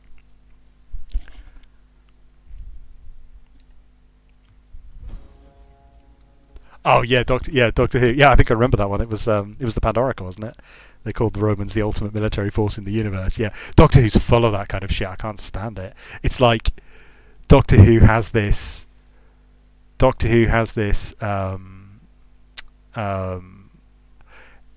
like Doctor Who is so pompous and pontificating all the time, but his worldview is like the exact worldview of like an Oxford graduate. Like his particularly an Oxford like English graduate, like that's his exact worldview, and so like he's supposed to be like this timeless alien from before the universe. It predates Moffat. If you look at early Doctor, like if you look at Tom Baker, like Tom Baker had a whole like 2 series long it was just pontificating all the time, like lecturing people, and like there were all these moral lessons, but the moral lessons were all these sort of embarrassing, like so like Anglo-centric moral lessons. Like no one would say that. But it has got particularly bad in the modern era. Russell T Davies was terrible at it as well.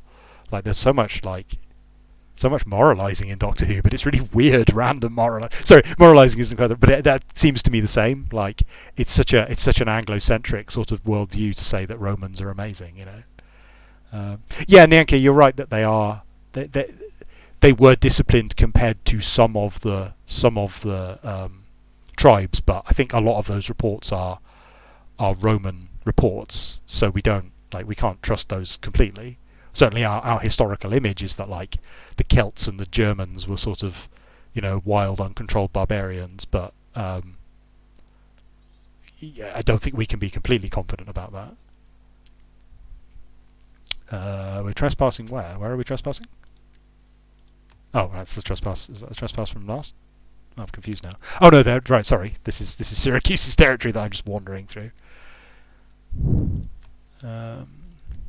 You're no longer protected from secession. Okay, sure. The Romans are able to regain the initiative in Sicily by retaking Enna and Camarina. It's I don't think it's fair to say it's a flaw, but it's a shame that because of the resolution of this simulation is that it only shows a handful of settlements. I don't know where Enna and Camarina are. I mean, I suppose I could just tab out and go look them up on Wikipedia, but it's a shame that I don't have any picture of what this means. The Romans moved to the north by marching across the northern coast towards Panormus, but they're not able to take the city. Okay, so we're finally ahead of history. We've managed to capture this outrageously heavily defended city here. The Roman commanders won a major naval victory over the Carthaginians, made Censor. Ptolemy loses control of Cyrenaica. I should probably make a navy, shouldn't I? That's a good idea. Have I got a shipwright? Yes, I have. Got a couple, I think. So I don't, although I have a very, very particular model in mind for using armies, I have no sort of historical notion of how I should raise fleets. So I'm just going to stuff them with random stuff, I think. So if I want to raise a fleet, I don't apparently assign a political figure to lead it. I don't know if that's a historical thing based on the fact that Romans didn't think fleets were very important. No, but that historical thing suggests, what did that say? The Roman commander who won a major naval victory. It suggests that like they respected their admirals rather than treating them unimportantly, but I don't actually know. Excuse me.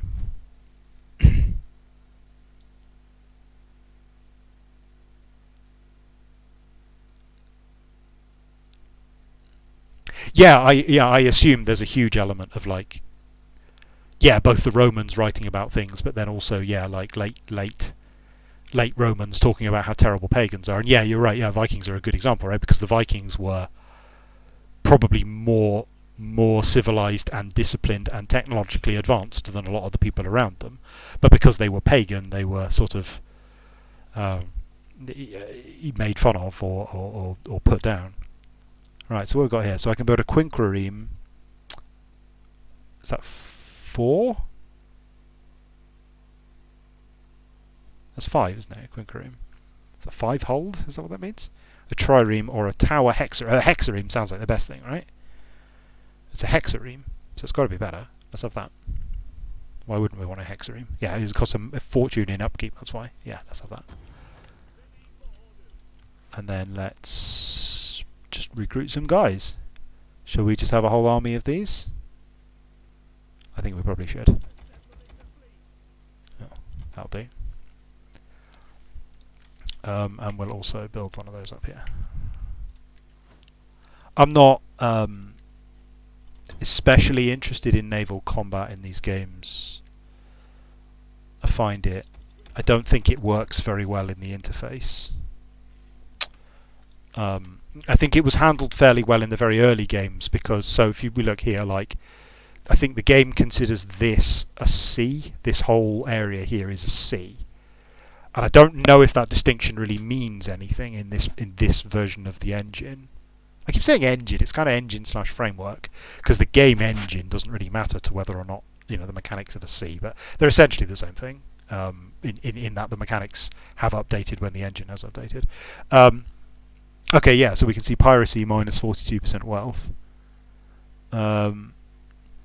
In early versions of the engine before Empire, so Medieval 1, Rome 1, a fleet occupied a sea, like it would in Diplomacy or Risk, if Risk had seas, and you sort of could move them from sea to sea. And I'm pretty sure, maybe misremembering this, but I'm pretty sure if you occupied a sea district, a sea province or region, you could move your military units through it effectively as if it were like a free movement road. So a unit could effectively teleport across the sea as long as there was an unbroken chain of controlled regions controlled by your fleets. I think I'm remembering that correctly. But the modern system is much more about like moving individual units around. So when I want to go engage these pirates, I'm going to have to move my fleet up to it. And that actually, in practice, I find results in kind of a micromanagement mess, because this fleet might choose to not engage me and might just wander off. And then I've got to chase it, or maybe I've got to try and trap it with two of my fleets. And I'm sure there's an element of historical realism to that, but it's mostly just irritating micromanagement. That was one of the absolutely horrific things in Warhammer Total War 1. That was, it's not really been a problem in Warhammer 2, but in Warhammer 1, I'm just going to upgrade that. Oh, no, sorry, they were marching back to reinforce, weren't they? And they are coming out. So I guess they need to come and help. How are these guys doing? They're also not doing brilliantly.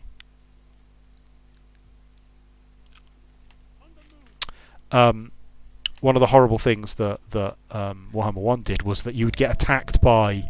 So there's an element of lack of realism to it as well, but one of the important... In the Warhammer setting...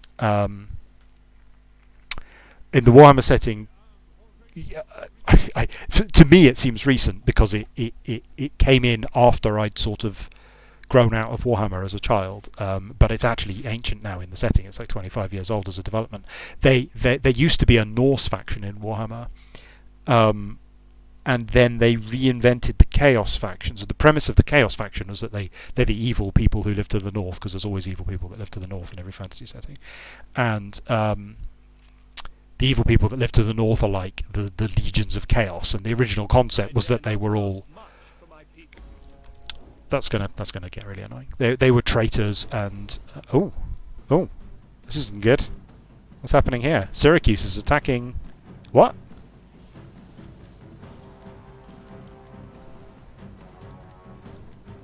Oh, Syracuse is attacking Carthage. Is this a naval battle? Oh, let's fight this if it's a naval battle, just to see how bad it is. Ugh, horrible. Sorry, I'll finish explaining how Norse in Warhammer work when I finish being excited. But so I think what's happened here is, this is a really misleading interface. I think what's happening is that Syracuse is attacking Carthage, but because I'm allied with Syracuse, it's invited me as an ally. I think that's what's happened.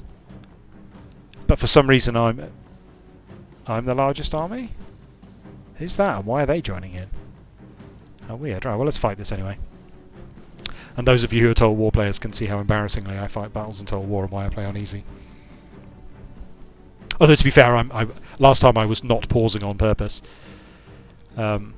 Right, so yeah, so there used to be Norse, who were effectively just Vikings, but then the forces of chaos are like the Dark Knights who sweep out of the north, and the idea was that they were all sort of traitors and renegades, and knights and noblemen and wizards who'd gone off to the north. And someone sat down, so the stuff that I do with Runescape's background, when I sit down and try and make sense of the actual logistics of what the battles actually would have played out like, rather than just the sort of fantasy storytelling aspect, said, where is Chaos getting all of their troops from? Like, how... There's no way that, like, a handful of traitors who are fleeing from civilization could possibly make up the numberless hordes of Chaos. So where are all these Chaos Warriors come from? The way they phrased it was effectively, where do baby Chaos Warriors come from? And so they reinvented the Norse as, like, Chaos-worshipping tribesmen. They're not full Chaos Warriors exactly, although they've they've gone back and forth in the setting, I think, on whether or not like Norsemen and Chaos Warriors are the same thing, or whether or not one faction feeds into the other, and they've gone back and forth on that. But essentially, like, they worship the Chaos Gods in the guise of tribal totems, and then their ultimate achievement is to like journey off into the north and become a Chaos Warrior. So that gives them this limitless source of troops. And then also there's a I'm not aware of it ever having come up in any like actual miniatures or anything like that. But there's a big book called the Liber Chaotica, which is a sort of modern version of the Realm of Chaos, that just goes into a lot more detail about what's happening here. I've got okay, so that's the Syracusians. That's my reinforcements. That's Syracuse's fleet. What is happening? I think I don't understand what's happening in this battle at all. I don't know who the enemy are or where they are. Okay, there's the Carthage. Right, so there's 2 units of Carthaginians. Is that it? And they're going to land, and then Syracuse is going to wipe them out. Okay, I'm going to set this on fast. Basically, there's a bunch of other tribes up in the north as well. So not only are there like evil Chaos Vikings, there's also evil Chaos Mongols and evil Chaos Huns, I think. And the idea is that, like, so there's like these sort of vicious nomadic tribal cultures that live up in the north and also worship chaos and also become Chaos Warriors in other parts of the world, not specifically not in Warhammer's. Oh, did they change them into hobgoblins? So there are 2. There's the Hung, and I can't remember. I've got the book here actually. Let's find it. Did they change them into hobgoblins? Because at one point they were definitely humans. It's possible there's just two different lots of Mongols. 3 different lots of Mongols or whatever. The enemy is attacking our ally. Oh, here's a oh, I love that exciting Rome 1 music. Listen to that. I mean, the Syracusian ships are a lot bigger, so I'd bet on them, I think. It's a Tower Pentaries. Here's the book. Oh god, this is not an easy book to find things in. It's a very odd looking.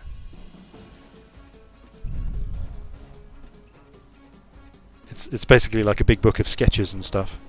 I love this kind of stuff. I'd love to do a RuneScape like lore book of this sort. You know, the I mean, Warhammer puts these out all the time, but because they're that kind of company and they have like a book company attached to them. But Warcraft did one recently, like Warcraft Chronicles was like a big illustrated history book. I'd love to do something like that, but I don't think there's much interest in making it happen. I don't feel like I'm really going to need to participate in this battle at all. Ancient naval warfare is cute. There's a lot of javelins. I think that's what we established last week, was that javelins are just like machine guns in this game, and you just win because you just throw javelins at your enemy until they die.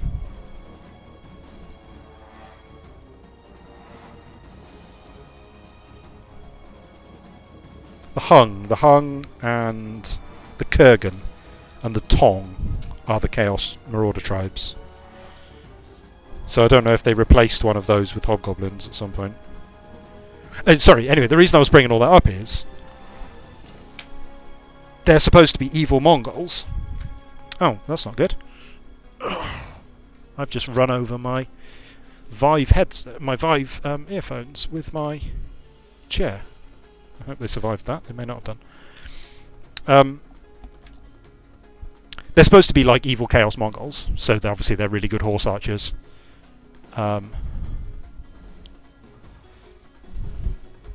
Yeah, I think RuneScape. Yeah, the size of the RuneScape lore community, I think, is like if someone came to me and said, you know, look, if we print this book, you know, are we going to sell enough copies of it to make it worth doing? Oh, whoa, okay, hang on. There's quite a large Carthaginian army coming. Uh-oh. I wouldn't be able to say for sure yes, you know, like I don't make my decisions based on what I hope is true, if that makes sense. Oh, should we try quincunxing? No, not quincunxing, I keep saying that. Oh, this is a terrible setup.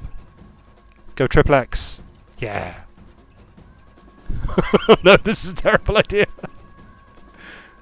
Oh, here comes some heavy cavalry. Have I got any spearmen? I've got Rorario on my flank. No, this is terrible. I shouldn't have been busy looking up. Shouldn't have been busy looking up chaos source books while there was a serious fight going on.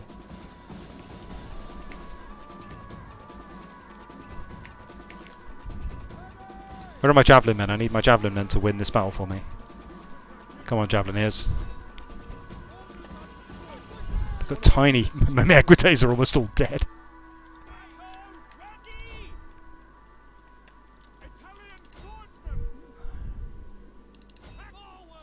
This is very odd.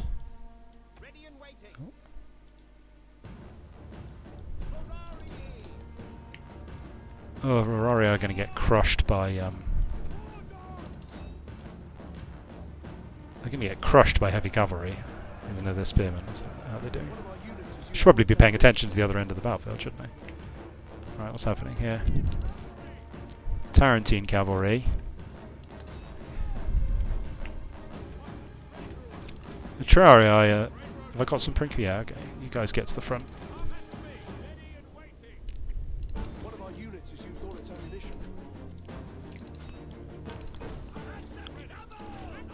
So Roman soldiers carry javelins in this game, which I think is probably the secret of their incredible success. Because javelins just wreck face, apparently.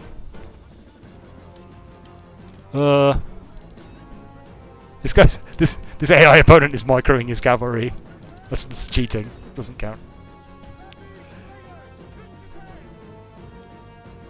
Oh, they're saying principes. Oh dear. That's not how that works. Right, let's get these cavalry back. Who's that? Oh, that's the general. I always feel bad about this. Like in Total War, I'm always using the general as a heavy cavalry unit, and I don't think you're supposed to. I think he's supposed to stay behind the line and increase morale, but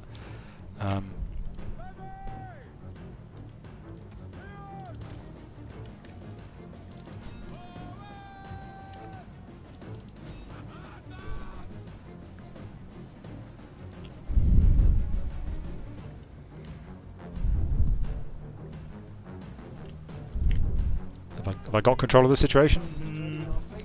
A bit. What are you guys doing? Oh, those are Carthaginians. Wait. What are they doing? Wait. This Terrarii aren't doing anything. Did these guys win? Apparently, because I can't see the horsemen they were fighting. Like, technically, there is a risk of your general dying.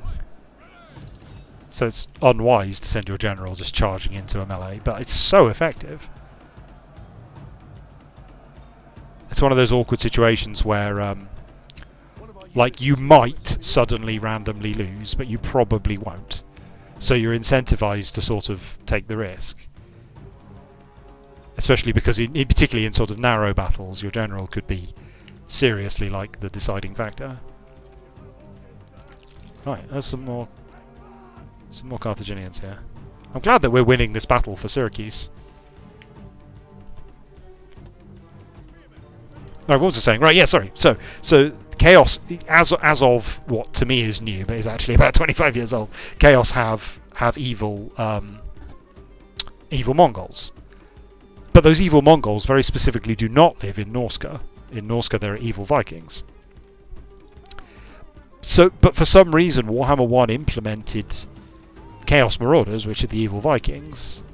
I don't think there's any point trying to run them down. Is there? Let's go kill some. I think in Rome 2, it doesn't actually matter whether you run them down or not. Like, in early Total Wars, it made a huge difference whether you bothered to run them down or not, because if you didn't, they would just survive and retreat. I think most of them die anyway in this version of the game. And so you don't need to micro sending in cavalry to run them all down. Yeah, I think they do get XP for kills, which is a bit meh. But it's little enough that you could just not bother, I think. It's kind of an annoying micro necessity.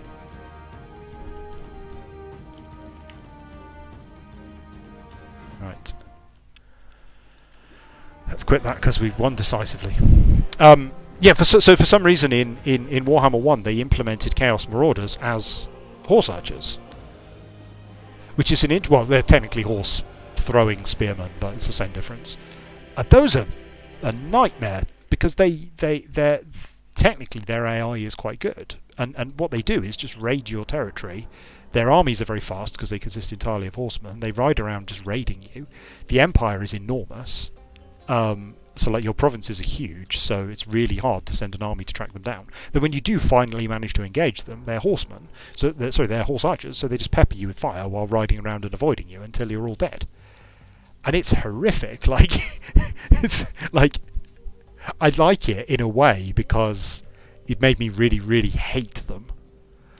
And like I feel like if there are evil Mongols in the setting, I should really, really hate the evil Mongols. Like they should be an absolute pain and something that I'm genuinely worried about the threat that they provide. And in that sense, they were great.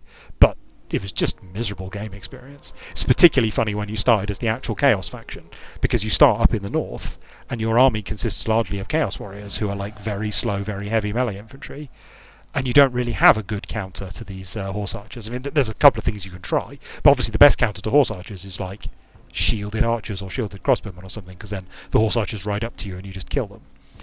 And Chaos don't have any unit like that. The best you can do is build some horse archers of your own. I think, could they even build them? I think they could, but yet they had to tech up to them, so you didn't have them at the start of the game. So you just had these ridiculous battles where your heavy infantry would just stand there and wait for the horse archers to run out of ammunition, which took ages. Alright, what's happening here? We've got... Oh, was that... Oh, right, sorry. I thought this was Syracuse's coast, but this is Syracuse attacking Carthage. Right, I get it. Okay, so we'll enslave those because we're mean. Because Romans are bastards. But yeah, it was particularly frustrating because it felt to me like kind of a lore misunderstanding. Because, I mean, I may be mistaken, because I'm not an expert on the setting, but my understanding is that the Norse don't use horse archers. That's not, the horses are not a they're not a Viking trope. They're not a Norska trope. Oh, here come the pirates. Uh-oh. Oh, good. Oh, perfect. The pirates don't want me to build a fleet. Okay, I'm just going to auto-resolve that. Oh.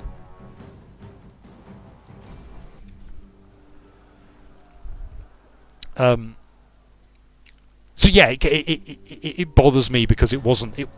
Although I sort of enjoyed how horrific those horse archers were, it bothered me that are they just going to go clear up the coast and clear out all my fleets? Is that what they're doing? God damn it! Rome is just being destroyed by incessant power. I should have built a.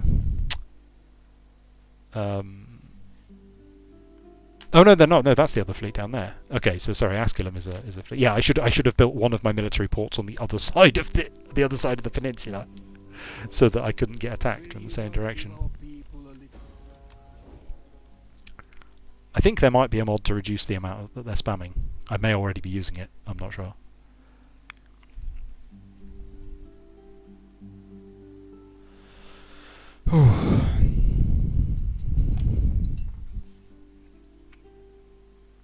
Yeah, Warhammer 1 had a bunch of problems like that. Nothing springs to mind about... Because usually I'm quite quick to remember something that's irritated me, so the fact that nothing springs to mind about Warhammer 2... Oh, yeah, there's stuff connected to the way the main what's it called? The Vortex campaign. There's stuff specifically connected to that that's kind of annoying, but that's a slightly different category of stuff. Right, do we want... civil progress? Well, we're currently researching something civil, so let's go for civil. An honourable death. Admiral. Oh yeah, yeah. Our admiral was killed. Wait, hang on. That said there was an actual admiral, but it never gave us the opportunity to recruit an admiral. Okay, there is an admiral, Modius Fullo. What? But I wasn't able to recruit an admiral. Does he exist, Modius Fullo? Yeah, there he is. He's a plebeian. Maybe admirals are always plebeians. Yeah, I think the other one was as well, wasn't he? Is that what it said?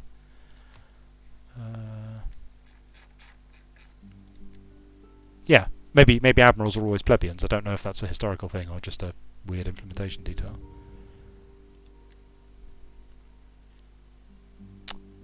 Oh, he's very severe.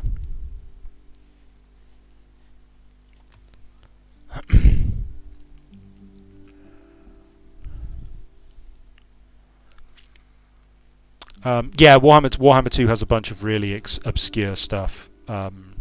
Fimir are in it. Fimir are like bordering on the most obscure thing in Warhammer.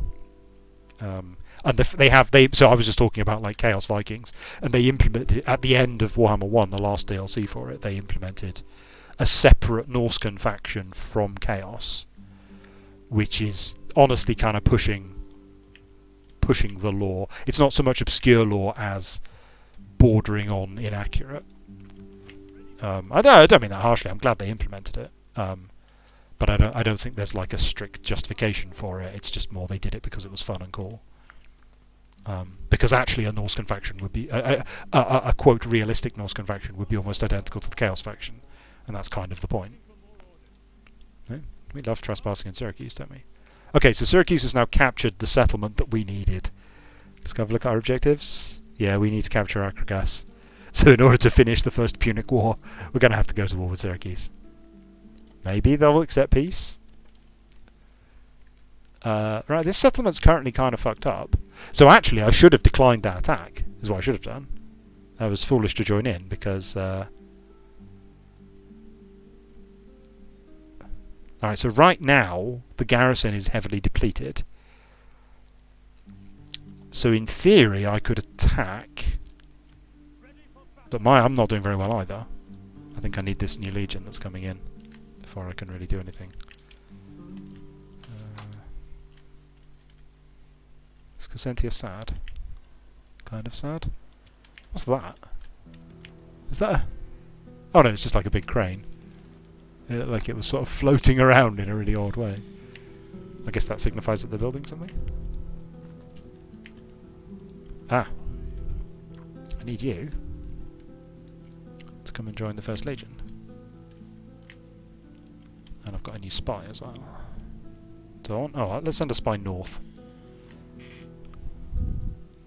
I probably should be embedding my spies in my armies because they get XP every turn they're doing that. Have they announced that, Nyanke? Because I haven't been paying attention to the news recently. That was my assumption.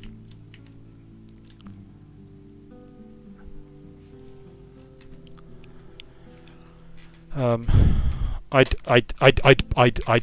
written down a design for how Chaos could be handled in Warhammer, because I think that the Chaos faction that they included was like a last minute thing. It feels kind of like hacked in rather than well thought through.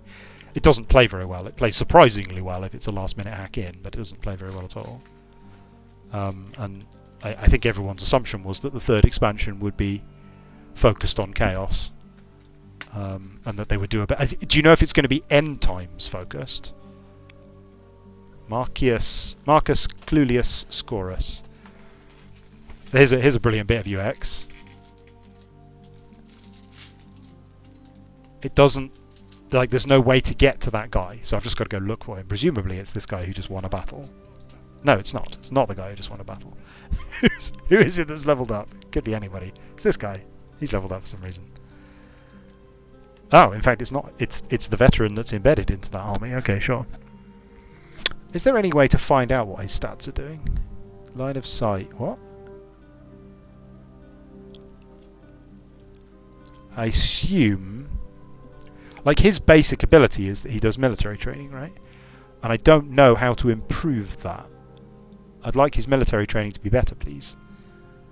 But I don't know how to make his military training better. Is it just one of these? Yeah, there it is. Militancy rank 4. Okay, so I can't take that.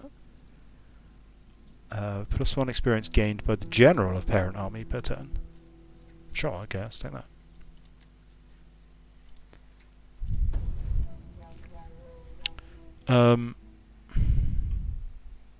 I'm a big fan of Warhammer End Times. I think a lot of Warhammer fans aren't.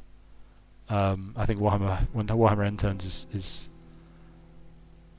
is really good fun. It's kind of like it's written in the style I write lore in, where they just, I mean, I think I probably wouldn't be quite as ridiculous in places, but it's written in the style of like, just what's the most ludicrous thing we could do? What would be, who should be the Phoenix King? Well, obviously it should be Malekith, because that's like the least likely outcome. That doesn't really make sense when you say it. So let's find a way to make it make sense.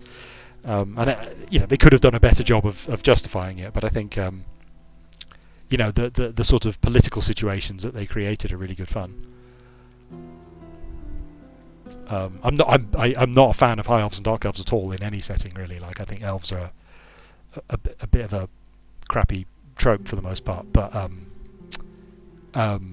even so, I really enjoyed the elf focused End Times book because of how ludicrous it was. I had a poster of Tyrion and Teclis on my wall when I was younger because it was literally the only poster I owned, and I hated Tyrion and Teclis when they were first added to the game. They were really very much part of like Warhammer's first descent into sort of kidification. They were like trying to create these cool characters that children would like. I think they've grown a lot as characters since then. They've been developed a lot more. Ooh, right, that's close enough that it might be worth fighting. Although I've no idea what I'm doing in naval battles, so I might just lose. I certainly liked Snitch's model. I don't think I liked the character very much. I like Ikit Claw. Who's the coolest character in Warhammer? I don't know, actually.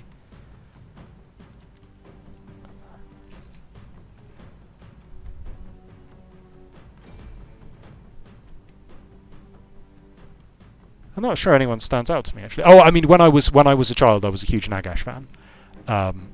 In the which edition would it have been? 6th edition? I think it was 6th edition. So in 6th edition, Nagash existed as a unit, and then I think it was in 7th edition he was sort of retconned to no longer be alive, and you could no longer use him as a unit. No, actually, no, sorry. I think the story was that he was dead in the same way that Vlad von Carstein is just dead. You could... in the same way that Vlad was dead, Nagash was dead, but you could still use the unit, because from time to time it has been the idea of Warhammer that you are playing the game. Oh, that's bad. That's a bad situation. Let's get out of here. Our reinforcements have arrived. I don't think they're going to escape in time, are they? Uh-oh. Right, what are we going to do then? Fuse flank? That's the right term, I think, isn't it? They outnumber us, so let's try and concentrate fire at one end of their line. I don't really know how to use these units. What have I got? Those are Marines. They probably got javelins. Roman Marines is that's a good combination of words. I like that. What we got here? Garrison Marines. Italian Garrison Marines is a pretty terrible combination of words. It's not great. Italian Garrison Marines. What was I saying? Can't remember. Oh yeah. So Nagash was a playable character in like 6th edition. And I think it was the first. It was the first edition that had Warhammer Armies books, because they didn't really exist before that. They're maintaining their line, but they're sort of sweeping around. Are we going to be able to deny the flank? I'm not sure we are. Oh, this is very slow paced, isn't it?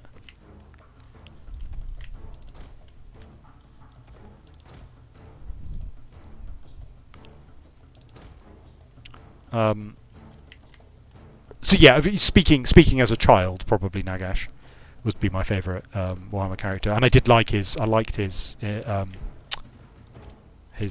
incarnation in. He's very Zaros. The way he's used in the End Times, he's very Zaros. Of like, okay, yeah, technically I am like the evil Dark Lord, but you know, I'm also the only hope you have. Right, let's go for it. This is definitely going to work. Maybe. What do you think the tower's for? It's called a tower hexareme, and it's clearly got a tower on it, but it doesn't seem particularly significant. Oh no! It's the storm of javelins. No, they've got more javelins than us. We're doomed.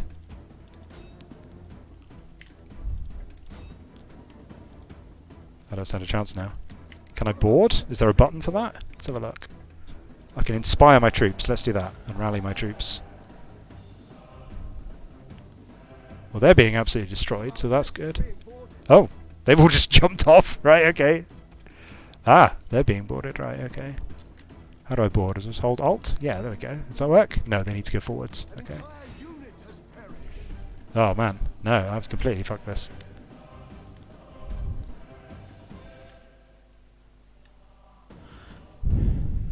One of our ships is being boarded.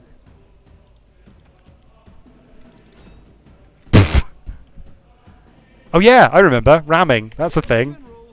I remember how you win these battles. Does my Hexaream even have a ram? Yeah, it's got a little... Yeah, no, it's got pretty impressive ram on the front. Right, yeah, okay, I remember how to do naval combat in this game now. Jesus, they're just going to destroy my boat. Oh no.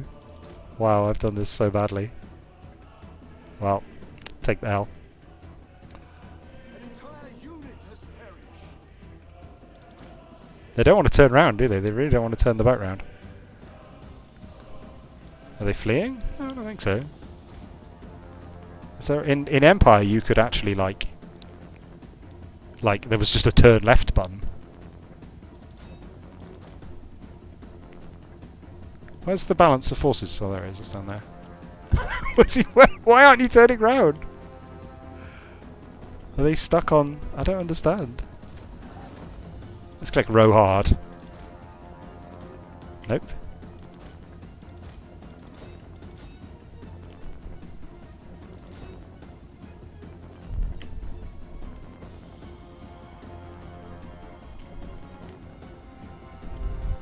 Well, I don't understand why my boat is just charging forward at full speed. They just have all the... Has the man who steers been killed? Is that how it works? I don't know if that exists as a mechanic. I don't think so. Oh, now they're just fucking me up. That's kind of satisfying to watch. Wow. Well, that was... I think that was historically accurate, actually. I think that's basically what Rome's adventures in the Mediterranean Sea were like.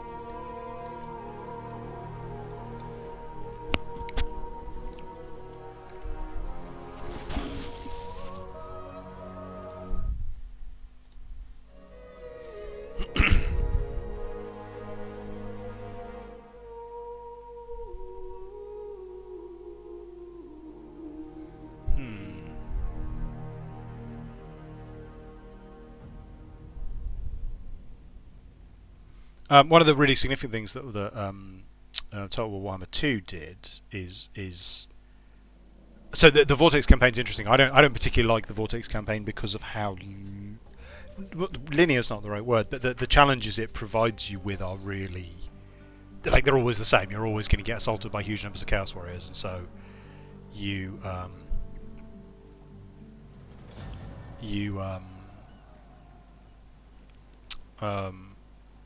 you just have to tech against Chaos Warriors, basically, which kind of hugely limits the kind of things you might want to do in the game. You want to see more diversity in the RS Gods army. Have you read the document I published about the composition of the Third Age armies? Although I don't think that fixes the specific problem that you've got. I would say 2 to 3 races is about right. I mean, what? Saradomin has 4. Zamorak has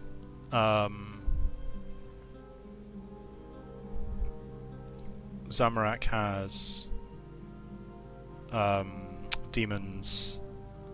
I mean, the demons have lots of sub-races, so it sort of depends on whether or not you count them. Vampires, humans, Marjarat, technically undead. You could just count. You could count undead as a species or not. Like, there are arguments both ways.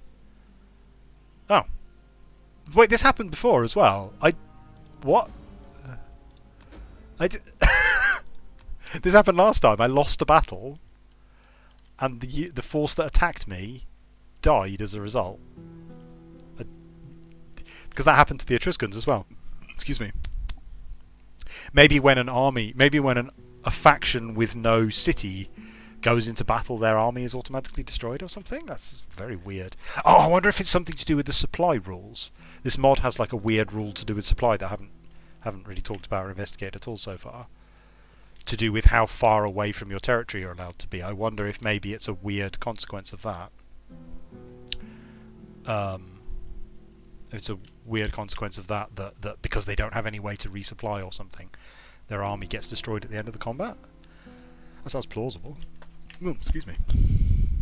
Has that been... Oh, Veneti kind of look a lot like Carthage, don't they? There's the ultimate Roman threat. You look kind of like Carthage. What are these guys? Ligurians? I don't like the look of this. What are you guys doing in... Not keen on this. I think maybe we should be friends. Can I talk to them here? Any way to... Nope. Let's go find them in the diplomacy panel. Liguria. Oh, they're sort of friends. They don't hate me anyway. They don't look like they're about to attack me. Let's have a notch. Should we have a non-aggression pact? I trust you come with honourable words that I can hear. Nope. Okay, well if they propose one, we'll accept it because... Oh, Syracuse... Oh, okay, I don't want to trade with Syracuse, do I? Because then I'm about to just attack them. Although that would be cementing... Well, I mean, I feel like it's kind of like almost... Armadillo only has Avianci, but that's kind of like almost definitionally who Armadillo is. He's the Avianci god. Technically he has golems as well, but again, you could debate whether or not they count as a species. I think adding another race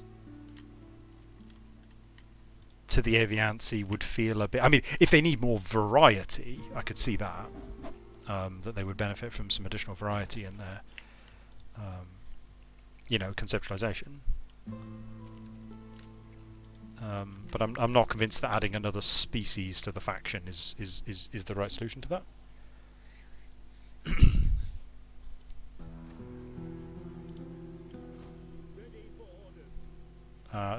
So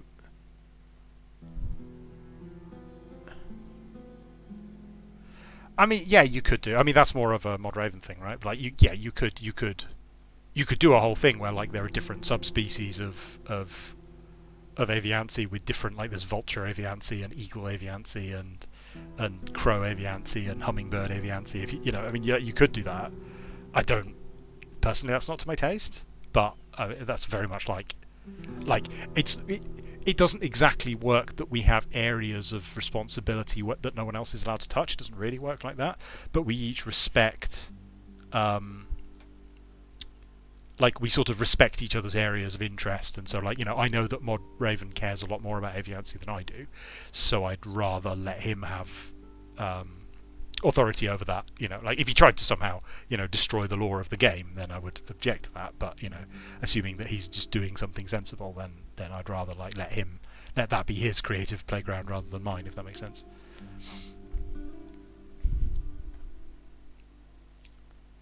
Well, they've started buying food on the market now, except like in a mean Roman way, apparently.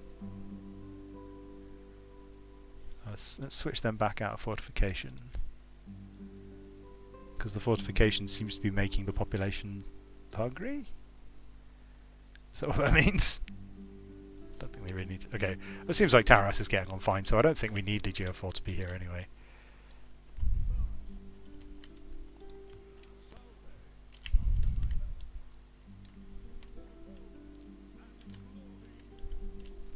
I mentioned earlier that Romans are really good at breeding, and like, so I've spoken before. Like I said, like I did some research to try to figure out, to the extent of the information that we have, and not willing to go to an actual physical library. I did some research to try to figure out answers to questions like, why did Romans actually win and that sort of thing. That's Mediolanum. Mediolanum eventually became the capital of the Roman Empire, which is kind of intriguing. Looks like a dump at the moment. Look at it. It's full of foreigners. Ugh. They're not Romans. Is that everything? This is Total War, right? Like, this is the difference between Total War and Civ. Is like, is it the end of my turn? I can't remember. I don't know. Do I have any other units to move? I don't know. I can't remember. No, I haven't moved this unit. There we go. Actually, why don't I? There we go. I can set them on order in advance. There are times when you don't really want to do that, and times when you do. Like here, I probably shouldn't auto-move through Syracuse territory if I'm about to start a war with them. Right, I'll do. Another good reason to play on easy. It doesn't matter if you accidentally make a mistake and just don't move an army for 2 turns. Oh, speaking of which, yes, I've got a spy just off the coast of Carthage that should probably be making for the mainland. What was I talking about? I can't remember. Got no memory of it. Doesn't matter. I think I'd like to go and do... The reason I never did any Bandos documentation was because I felt like we already knew quite a lot about Bandos and the Bandosian races and Bandosian battle tactics. And if I was going to do a more in-depth look at it, I felt like it would largely consist of retcons to information that we already had. Like a lot of the concepts of the way that Bandosian battle strategy is loosely described don't seem very sensible to me. But because they are described in more detail, they are effectively already canon. So I felt like there wasn't much to be gained by... Like, if I tried to bring them up to the same standard as the other armies, in my arrogant opinion, then that would largely consist of retcons rather than new information. And I didn't feel like that was something people particularly wanted. So it hasn't been a very high priority for me. I think I would probably do... Because that document is focused specifically on the end of the Third Age. I think I would explore... If I was going to expand on it, I would explore the beginning of the Third Age and how that was different. And then also, like, the middle and end of the Second Age to explore how that was different. Like, you know, contrast... To me, there's a Roman-like progression in the progression from early Zerosian to late Zerosian to early Zamorakian to late Zamorakian that I find that concept quite intriguing. And then a similar sort of concept for the way that the Saradominists evolved over time and their battle strategies changed. In particular, their battle strategies changed in response to Zaros and Zamorak. Right, what have we got here? A woman in a foreign village, blessed with the power of persuasion. We could hire her as an important character. Yeah, sure, whatever. Do we want political favour, or do we want an important character? I mean, I assume that'll give us a spy, because the only female characters in the game are spies, I think. Well, let's click hire and see what happens. Did anything happen? I don't know. Oh. What? Scorpus, the legendary charioteer, has been killed. The people are heartbroken. Oh, alright then. Let's commission a public funeral. I think having infinite money probably makes those events a bit less meaningful. Still don't know what I'm doing in any of these mechanics. Let's have a look. The nobles aren't doing very well in the Senate. I don't know why. I don't know what I could possibly do about it. Oh, that's a different number. That's the number that shows how well they're doing, right? They hate barbarians. These don't have tooltips? Oh yeah, they do. +1 loyalty for each ancient action. I could try to make the nobles more loyal. The plebeians, they're not. They don't like me at all. Whoa. Okay, I probably should have read that before I clicked it. What does it do? Costs me money, +10 loyalty for 5 turns. Sure. I can get my guy to go do a thing as well. There's all these options here. Don't know what any of these do or mean. I should probably be doing something every turn because... Oh, it costs gravitas though. I should probably be doing something. I assume this is how... Because he's not a general.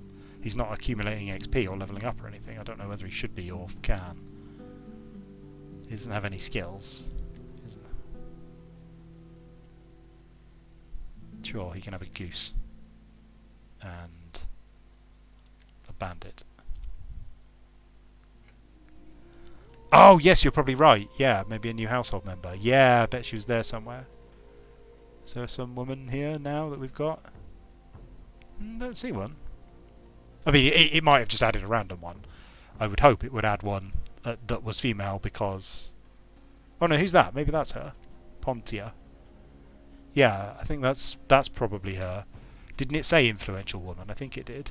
Well, no, it said character. It's an important character. That's probably her. So these guys are not in any of the noble families, is that right? Is that how I'm reading? Am I reading this correctly? So I can send her to do something. I don't know why I would do that or what I would do. Send an emissary to a province.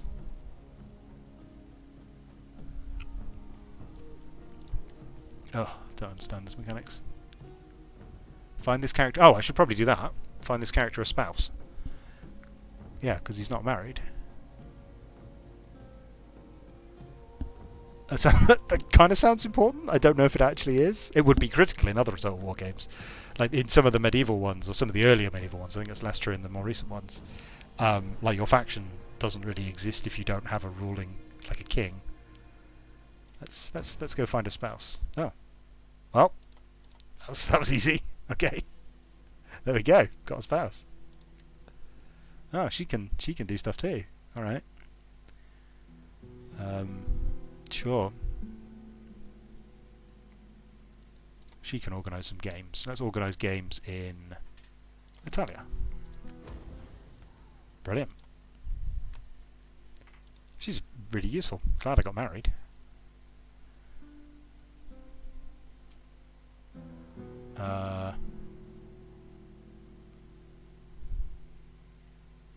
These are like things we can do to other people. Praise them, provoke them. Oh, I can't get a political marriage. I could spread rumours about someone. I have no idea why I would want to do any of these things. I'll do. I could get divorced again. Perfect. Oh, he's got what? His wife is. He's got a modifier that he's got a drunken wife. What? Penalty to having children. And she's got a quiet husband. That's really interesting. I wonder if that's part of the model, part of the default mechanics. That she's got a... Oh, neat! Look, she's leveled up. She's leveled up from influential to opportunistic. What? Oh, power hungry and matron. Yeah, that was my wife giggling in the background when I said drunken wife. No comment.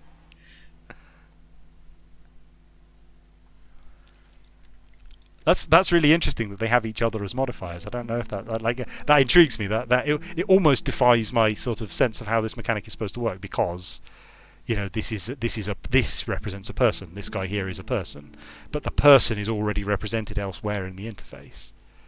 But nevertheless, it's kind of used the interface in kind of a clever way. That's what makes it. That makes me think it might be a mod, because you see that sort of slightly skew-F design in mods more than you see it in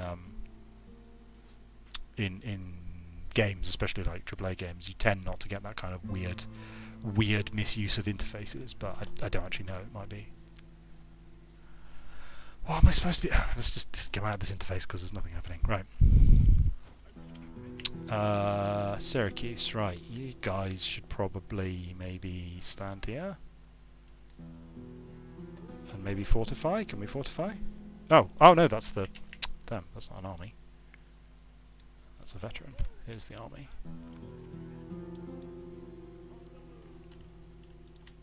And that's why, like, letting them move automatically is a bad idea, because now I can go here. Oh no, they're going to stay there anyway, aren't they? Because they're reinforcing. Yeah, they're just going to sit here until they manage to reinforce. Can I do something about that? If they fortify, do they reinforce better? Plus 50% reinforcement range. Right? But replenishment rate, yeah. So we'll switch them to fortified next turn. I guess they probably should have been doing it. They are managing to replenish some equites. Does that mean a few patricians have appeared in this province? Is that how this works? Oh yeah, wow, there's loads now. I wonder how it's modelling that. That's what this complicated tooltip is showing, I think. Why the different social classes are growing. Right, so settlers, I assume that's like immigrants from Rome are coming here. And then there are like loads of different factors that are applied, and it's showing them all. It's good that it's showing them. It's a completely overwhelming tooltip, but it is good that you can see the information. Right. Are we going to attack? I think we probably should.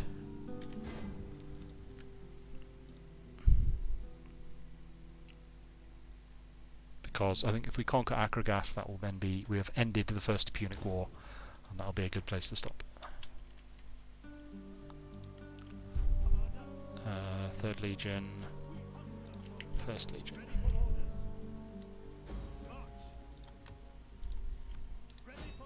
It's entirely possible this is going to end really badly. Oh, they're allied with Epirus. Uh-oh. Okay, this could be a problem because Epirus has an army right outside my... I hope your people will long remember. Yeah, blah blah blah. Ah. Do we want to fight this battle? I don't think we do, really. They'll all run towards us, then they'll all run away again. I love this. I mean, this is just... I realise it's largely my own ignorance that I'm talking about here, but, like... Romans versus Greeks is not a trope that exists in the pop culture that I've been exposed to. Like, it feels like a mashup or a like a crossover episode to me. Like, even though it's historically a thing that happened a lot. Like, in pop culture we have, Greeks, and we have like Greeks versus mythological creatures. That's very common. And we have Romans, and we have like Romans versus Gauls and Romans versus Celts is what we have. Certainly in the UK, how we think about it. I assume it's the same in the US because most US culture comes from the UK. But alright, what are we doing? We're looting because we're bastards. Ah. GO1 has leveled up. Hooray! Oh, they're really reinforcing now. What's going on there? Right, the Legion. This is also a Vanguard Legion, and they are also...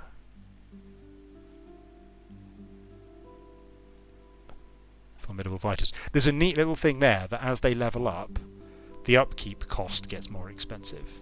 And I like that. That's kind of a neat little elegant way of sort of your units are now veterans. It's a shame. I think that's the mod. I could be wrong.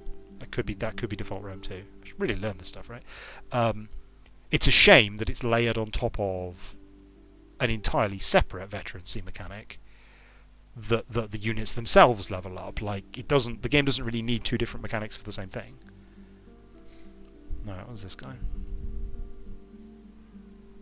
Oh yeah, we need that one and that one because movement range is the best.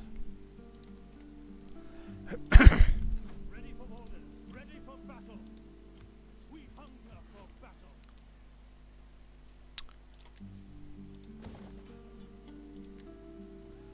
Oh, more fish.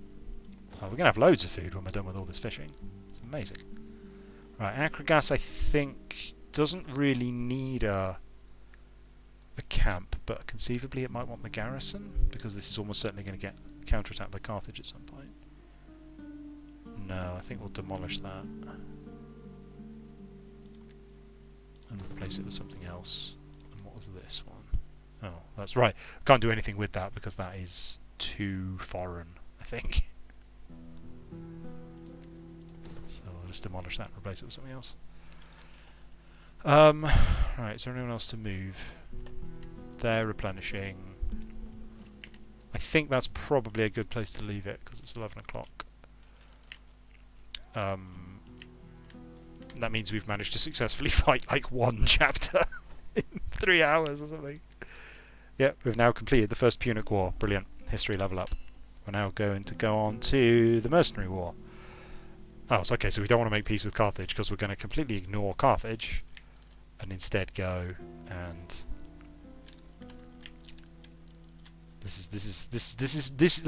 This offends me from a sort of strategic sensibilities point of view. Like, Sicily is completely undefended, like, or not undefended, but like really vulnerable because the enemy capital is right on top of it. So let's instead just go somewhere else and attack over here. Madness. But I'm sure there was a good political reason for it happening that way in history. I had a spy down here. What happened to her? Oh, there she is. Just gonna go wander along the north coast of Africa and see what I can find. Oh, there's There's Massicily, and there's Massily. Massicily and Massily. Totally different. They don't look Numidian, do they? Interesting. Well, I look forward to them attacking Sicily soon. Right, I'm going to leave it there. My plan is to stream Rome 2 on Thursdays rather than sort of try and do it on ad hoc evenings. And then stream something else on Mondays. I finished off Doom Eternal. I'm not sure whether to like play a game to completion, or the other notion I have, which may work out very badly, is to sort of play a different game each week and talk about the design of that game. But not. The reason I worry that may not work out very well is because a lot of games aren't really structured that well. So when I tried to aren't structured to suit that. So when I tried to play like Stellaris, it ended up being sort of 3 hours of exploring and like investigating anomalies. There was no war. There was no meaningful expansion. I barely even met another empire in the 3 hours that I was playing.